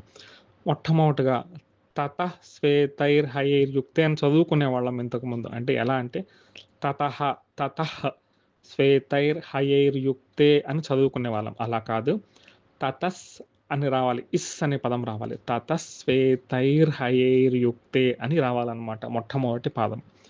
అలాగే రెండవ పాదంలో మహతి స్యంధనే స్థితో అని ఇంతకు ముందు చదువుకునే వాళ్ళము. మహతి స్యం అని చదువుకునే వాళ్ళం. అలా కాదు, మహతి స్యందనే స్థితో అని రావాలి, అని రావాలి. అలాగే మాధవ పాండవశ్చైవ పాం అని చదువుకునే వాళ్ళం. అలా కాదు, మాధవ పాండవశ్చైవ అని రావాలన్నమాట. అంటే మాధవ పాండవశ్చైవ అని రావాలి. దివ్యౌ శంఖౌ శం అని చదువుకునే వాళ్ళం, శంఖౌ అనేసి. అలా కాదు, దివ్యౌ శంఖౌ అని రావాలి. దివ్యౌ శంఖౌ ప్రదద్మతుః. ఈ విధంగా మొట్టమొదటి లైన్లో తతస్ అని ఒక కరెక్షన్ చేసుకోవాలి. రెండవ లైన్లో స్యందనే కాకుండా స్యందనే అని చదువుకోవాలి. మూడవ లైన్లో పాండవ అని కాకుండా పాండవ అని చదువుకోవాలి. నాలుగవ లైన్లో శంఖౌ అని కాకుండా శంఖౌ అని చదువుకోవాలి. ఇది 2-3 సార్లు పరిశీలిస్తే సరి అయిన ఉచ్చారణ అనేది మనం భగవద్గీతకి న్యాయం చేకూర్చిన వాళ్ళు అవుతాం. కాబట్టి ఇది జాగ్రత్తగా పరిశీలించండి. ఒకసారి నేను పలుకుతున్నాను, మీరు వీలైతే 3 సార్లు 4 సార్లు 5 సార్లు కూడా చెప్పడానికి ప్రయత్నం చేయండి. హరే కృష్ణ. తతః శ్వేతైర్హయైర్యుక్తే మహతి స్యంధనే స్థితౌ మాధవః పాండవశ్చైవ దివ్యౌ శంఖౌ ప్రదద్మతుః. తతః శ్వేతైర్హయైర్యుక్తే మహతి స్యంధనే స్థితౌ మాధవః పాండవశ్చైవ దివ్యౌ శంఖౌ ప్రదద్మతుః. తతః శ్వేతైర్హయైర్యుక్తే మహతి స్యందనే స్థితౌ మాధవః పాండవశ్చైవ దివ్యౌ శంకౌ ప్రదద్మతు. నేను ఎక్కడ విడదీస్తున్నానో కూడా స్పష్టంగా గమనించండి. నేను ఎక్కడ విడదీయాలనేది పై శ్లోకంలో లైన్లు కూడా అక్కడ పెట్టుకోవడం జరిగింది కదా. తతస్ అక్కడ ఆపినట్టుగా తతస్ శ్వేతైర్హయైర్యుక్తే అది కలిపి రావాలి ఆ పదము. శ్వేతైర్హయైర్యుక్తే అనేది ఆ పదం కలిపి రావాలన్నమాట. అలాగే మహతి స్యందనే అనేది కలిపి రావాలి. మహతి స్యందనే స్థితౌ కొంచెం ఆగినట్టుగా. అలాగే మాధవ పాండవశ్చైవ మాధవ దగ్గర కొంచెం ఆగినట్టుగా పాండవశ్చైవ అనేది కలిపి రావాలి. దివ్యౌ శంఖౌ అనేది అక్కడ కలిపి రావాలి. ప్రదద్మతు అనేది విడదీసినట్టుగా రావాలి. ఏమంటే ఇన్ని రూల్స్ పెడుతున్నారు, ఇన్ని వ్యాకరణ నియమాలు పెడుతున్నారు, మాకు భగవద్గీత వద్దు అనుకోవద్దండి. మనము చక్కగా ప్రయత్నం చేస్తే చక్కగా వస్తుంది. భగవద్గీతని చక్కగా నేర్చుకుందాము. ఎటువంటి అనుమానాలున్న మెసేజ్ పెట్టినట్టయితే నేను క్లారిఫై చేస్తాను. భావము తరువాత తెల్లని గుర్రములతో కూడి ఉన్న గొప్ప రథమందు శ్రీకృష్ణార్జునులు ఇద్దరూ కూడా దివ్యములైన శంఖములను పూరించిరి. ఈరోజు ఉగాది అనుకోకుండా మన గ్రూప్లో కూడా ఈ శ్లోకాన్ని చెప్పుకోవడం జరిగిందనమాట. అది భగవంతుని కృపగా నేను భావిస్తూ ఉన్నాను. ఎందుకంటే భగవద్గీత ప్రారంభంలో శ్రీకృష్ణార్జునులు నరనారాయణుల స్వరూపమైన శ్రీకృష్ణార్జునుల నామము ఇక్కడ చక్కగా వచ్చింది కాబట్టి మాధవ పాండవశ్చైవ ఆ ఇద్దరి పేర్లు మనం ఈరోజు తలుచుకునే భాగ్యం కలిగింది కాబట్టి మన గ్రూపులో ప్రతి ఒక్కరి మీద కూడా ఆ శ్రీకృష్ణ భగవానుల వారి ఆశీర్వాదం ఉందని నేను భావిస్తూ ఉన్నాను. హరే కృష్ణ. పాంచజన్యం హృషీకేశో దేవదత్తం ధనంజయః పౌండ్రం దద్మౌ మహాశంకం భీమకర్మ వృకోదరః. పాంచజన్యం హృషీకేశో దేవదత్తం ధనంజయః పౌండ్రం దద్మౌ మహాశంఖం భీమకర్మ వృకోధరః. పాంచజన్యం హృషీకేశో దేవదత్తం ధనంజయః పౌండ్రం దద్మౌ మహాశంఖం భీమకర్మ వృకోధరః. భావము ఇంద్రియాధిపతియగు శ్రీకృష్ణ పరమాత్మ పాంచజన్యం అనే శంఖమును, ధనంజయుడు దేవదత్తం అనే శంఖమును, భీముడు పౌండ్రం అనే పెద్ద శంఖమును పూరించిరి. హరే కృష్ణ. శ్రీమద్ భగవద్గీత అర్జున విషాదయోగము 15వ శ్లోకము. పాంచజన్యం హృషీకేశో దేవదత్తం ధనంజయః పౌండ్రం దద్మౌ మహాశంఖం భీమకర్మ వృకోదరః. ఇందులో ఒక చక్కని మాట చెప్పారు. హృషికానాం ఇంద్రియాణం ఈశః అంటే హృషికేశః. హృషికములు అంటే ఇంద్రియాలు, ఇంద్రియాలకు అధిపతి కాబట్టి శ్రీకృష్ణ భగవానుల వారిని హృషికేశుడు అనేసి పిలిచారనమాట ఈ శ్లోకంలో. అంటే ప్రతి ఒక్కరి ఇంద్రియాల యొక్క అధిపతి ఎవరంటే శ్రీకృష్ణ భగవానుల వారే అనమాట. సరే, ఇక్కడ ఏం పూరించారంటే తమ తమ శంఖాలను పూరించారని చెప్పబడింది అనమాట. అసలు శంఖం గొప్పతనాన్ని చూసినట్లయితే ఇది ఒక చేపలాగా ఉంటుంది. దీని దేహ రచన ఎలా ఉంటుందంటే లోపల జీవి ఉంటుంది, బయట ఎముకలు ఉంటాయి అన్నమాట. మానవునికి లోపల ఎముక ఉంటాయి, బయట జీవి అంటే రక్త మాంసాలు ఉంటాయి. ఉల్టా అన్నమాట. మానవులు గొప్ప వాళ్ళు అనుకుంటూ ఉంటారు, పుణ్యాలు చేస్తారు, యజ్ఞయాగాదులు చేస్తారు. కానీ మరణిస్తే ఎముకలు ముట్టుకుంటే పశ్చాత్తాపం అంటే ప్రాయశ్చిత్తం చేసుకోవాలి అని చెప్తారు. అంటే మనిషి యొక్క ఎముకలు అంత ఉత్తమమైన కావు. కానీ శంఖం యొక్క ఎముక ఏమవుతుందంటే చాలా గొప్పది, పుణ్యకార్యాల్లో ఉపయోగిస్తూ ఉంటారనమాట. శంఖాస్తి పావనం అపావనమస్తిమానాం అంటే శంఖం అనే అస్థి చాలా పవిత్రమైనది అనేసి పురాణ వచనం అనమాట. మిగతా అస్తులన్నీ అపవిత్రమైనవి. అస్తులు అంటే మిగతా ఎముకలన్నీ కూడా అపవిత్రం అన్నమాట. కాబట్టి ఈ యొక్క పురుగు అంటే ఈ పురుగు యొక్క శంఖము అనేక అభిషేకాలలో కూడా మనము చూస్తూ ఉంటాము. పవిత్రమైన తీర్థాన్ని కూడా ఈ శంఖం ద్వారా ఇస్తూ ఉంటాం అనమాట. అలాగే ఈ పవిత్రమైన శంఖంతో అందరూ కూడా తమ యొక్క నాదాలు చేయడం ప్రారంభించారనమాట. అటుపక్క భీష్ముల వారైతేమి, ఇటుపక్క కృష్ణుల వారైతేమి వీరందరూ కూడా చక్కగా తమ శంఖాలను పూరించారనమాట. అలాగే పాంచజన్యం అంటే పంచజనుడు అనే రాక్షసుడిని, ఈయన ఎముక ఆకారంతో కొంచెం ఆ షేప్లో ఉంటాడనమాట. ఆ రాక్షసుడిని చంపడం ద్వారా ఆ ఎముకతో తయారైంది కాబట్టి పంచజనుడితో తయారైన ఎముకతో శంఖం కాబట్టి పాంచజన్యం అన్నారు. ఇది శ్రీకృష్ణ భగవానుల వారి శంఖం అన్నమాట. ఇప్పుడు ధనంజయుల వారు దేవదత్తం అనే శంఖాన్ని పూరించారంట. అర్జునుల వారిని ధనంజయుడు అంటారు. ఎందుకంటే ఆ రాజసూయ యాగం జరిగేటప్పుడు ఆ ఉత్తరం వైపుకు వెళ్ళి అనేక ధనరాశులు సంపాదించారు కాబట్టి ఆయన్ని ధనంజయ, ధనాన్ని జయించాడు కాబట్టి ధనంజయుడు అంటారు. ఈయన శంఖం దేవదత్తం అన్నమాట. దేవలోకంలో ఒకానొక సమయంలో దేవతలకు సపోర్టింగ్గా వెళ్ళి నివాత కవచులు, కాలకేయులని రాక్షసులు ఉంటారనమాట. ఆ రాక్షసులతో భయంకరమైన యుద్ధం చేసి దేవతలందరికీ కూడా చాలా ప్రీతి కలిగిస్తాడు కాబట్టి ఆ దేవతలు మెచ్చి వీరికి ఆ యొక్క దేవదత్తము అనే శంఖాన్ని ఇవ్వడం జరిగిందనమాట. అలాగే భీమకర్మ ఉకోదరహ, భీమకర్మ వృకోదర అంటే భీమకర్మ భయంకరమైన పనులు చేస్తాడనమాట. భయంకరమైన పనులు అంటే చూడండి, ఎంతో మంది రాక్షసులని భీకరంగా చంపారన్నమాట. ఎవరు? ఈయన భీముల వారు. చాలా చక్కని ఉపమానం ఇక్కడ చెప్పబడింది అనమాట. వృకోదరః అంటే వృకస్య ఉదరం ఇవ యస్య సహ వృకోదరః. తోడేలుకున్న ఉదరం లాంటి ఉదరం అంటే పొట్ట ఉంటుంది కాబట్టి వృకోదరః అన్నారనమాట. తోడేలు ప్రత్యేకత ఏంటంటే ఎంత తిన్నా కూడా తృప్తి తీరదనమాట. భీములు వారు ఎంతైనా తినగలరు అనేసి ఒకటి ఇలా చెప్పారనమాట.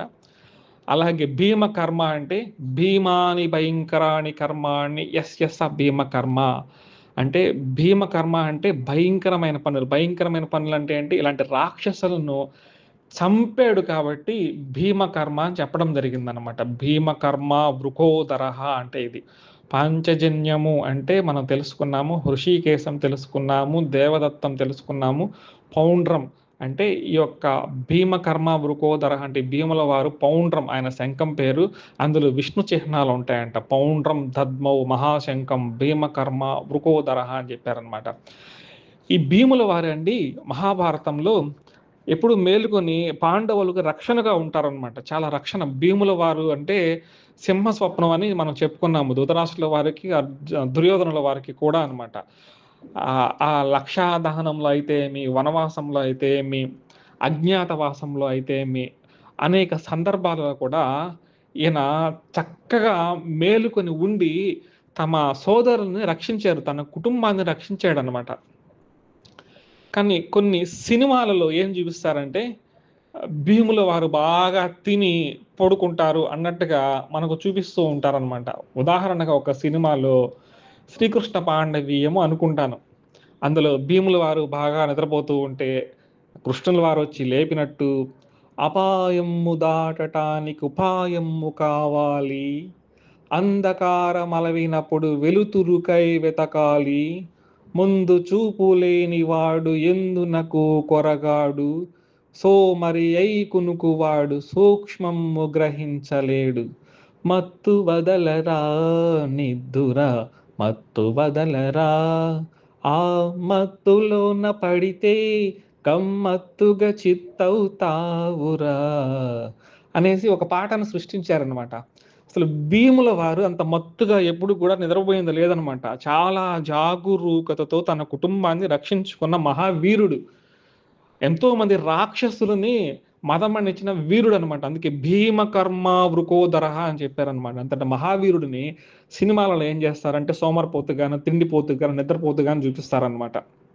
కాబట్టి మనం ఈ సినిమాలను నమ్ముకొని మన పురాణాలను, మహాభారత ఇతిహాసాలను అవే ప్రమాణం అని తీసుకుంటే ఏమవుతుందంటే కొంతమంది వీటిలో లోపాలను చూపిస్తూ మన ధర్మాన్ని అపహాస్యం కూడా చేసే అవకాశం ఉంటూ ఉంటుందన్నమాట. కాబట్టి ప్రతి ఒక్కరు కూడా నిజమైన ఆ యొక్క ఇతిహాసాలని, పురాణాలను స్వయంగా చదువుకోవాలి. చదువుకునే అవకాశం లేకపోతే నిజముగా తెలుసుకున్న గురువులు ఎవరైతే ఉంటారో వారి సమక్షంలో అయినా కూడా మనం వినే ప్రయత్నం చేయాలన్నమాట. కాబట్టి మన ధర్మాన్ని మనం సరిగా అర్థం చేసుకోకపోతే, ఈ సినిమాలలో ఉండేదే నిజమైన ధర్మం అని అనుకుంటే, వేరెవరో ఒకడొచ్చేసి వాడి ధర్మాన్ని మన ధర్మం మీద రుద్ది, మన ధర్మంలో లోపాలు చూపిస్తూ, మాదే నిజమైన ధర్మం అని వాడి ధర్మాన్ని మన నెత్తి మీద రుద్దుతాడనమాట. ఈ విధంగా ఉభయ భ్రష్టులైపోతాం. భగవద్గీతలో శ్రేయాన్ స్వధర్మో విగుణః అని చక్కగా చెప్పబడిందనమాట. కాబట్టి మన స్వధర్మమైన మన ధర్మాన్నే ఆచరించాలి. కాబట్టి ఈ సినిమాలలో ఉండే ఈ భారతాలు, రామాయణాలను చూసుకుంటే మన ధర్మమే భ్రష్టు పట్టిపోతుందనమాట. కాబట్టి జనాలు కూడా గమనిస్తూ ఉండాలనమాట. కాబట్టి భీముడు అనేవాడు మహాన్నతమైన వీరుడనమాట. కాబట్టి మనం ఈ శ్లోకానికి చక్కగా అర్థం చెప్పుకున్నాము. తర్వాత శ్లోకంలోకి వెళ్దాం. హరే కృష్ణ. అనంత విజయం రాజా కుంతీపుత్రో యుధిష్ఠిరః నకులః సహదేవశ్చ సుఘోషమణిపుష్పకౌ. అనంత విజయం రాజా కుంతీపుత్రో యుధిష్ఠిరః నకులః సహదేవశ్చ సుఘోషమణిపుష్పకౌ. అనంత విజయం రాజా కుంతీపుత్రో యుధిష్ఠిరః నకులః సహదేవశ్చ సుఘోషమణిపుష్పకౌ. భావము: కుంతీపుత్రుడగు ధర్మరాజు అనంత విజయమనే శంఖమును పూరించెను. నకుల సహదేవులు క్రమముగా సుఘోష మణి పుష్పకములు అనే శంఖములను పూరించిరి. హరే కృష్ణ. శ్రీ గురుభ్యో నమః. శ్రీమద్భగవద్గీత అర్జున విషాద యోగము, శ్లోకము 16. అనంత విజయం రాజా కుంతీపుత్రో యుధిష్ఠిరః నకుల సహదేవశ్చ సుఘోష మణిపుష్పకౌ. యుధిష్ఠిరః అంటే యుద్ధంలో స్థిరముగా ఉన్నవాడు అని అర్థం అన్నమాట.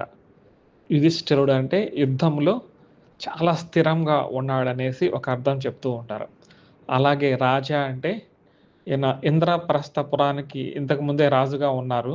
రాజసూయ యాగం చేశారు కదా. ఆ రాజసూయ యాగం చేసినప్పుడు ఆయన రాజా అని అందరితో కొనియాడబడాడు అనమాట. ఇతని శంఖం పేరు అనంత విజయము. ఇక్కడ అనంత విజయం శంఖం పేరు అనుకోవచ్చు.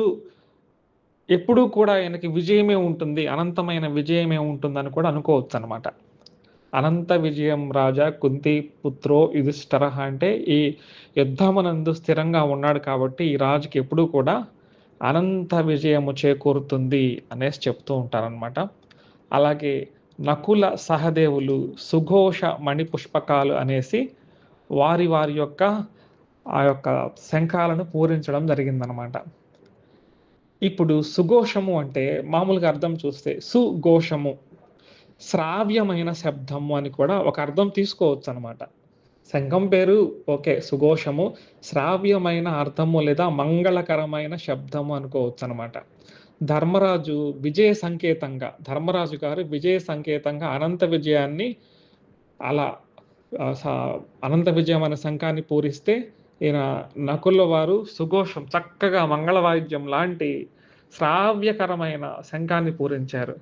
సహదేవుల వారు మణిపుష్పకం అనమాట.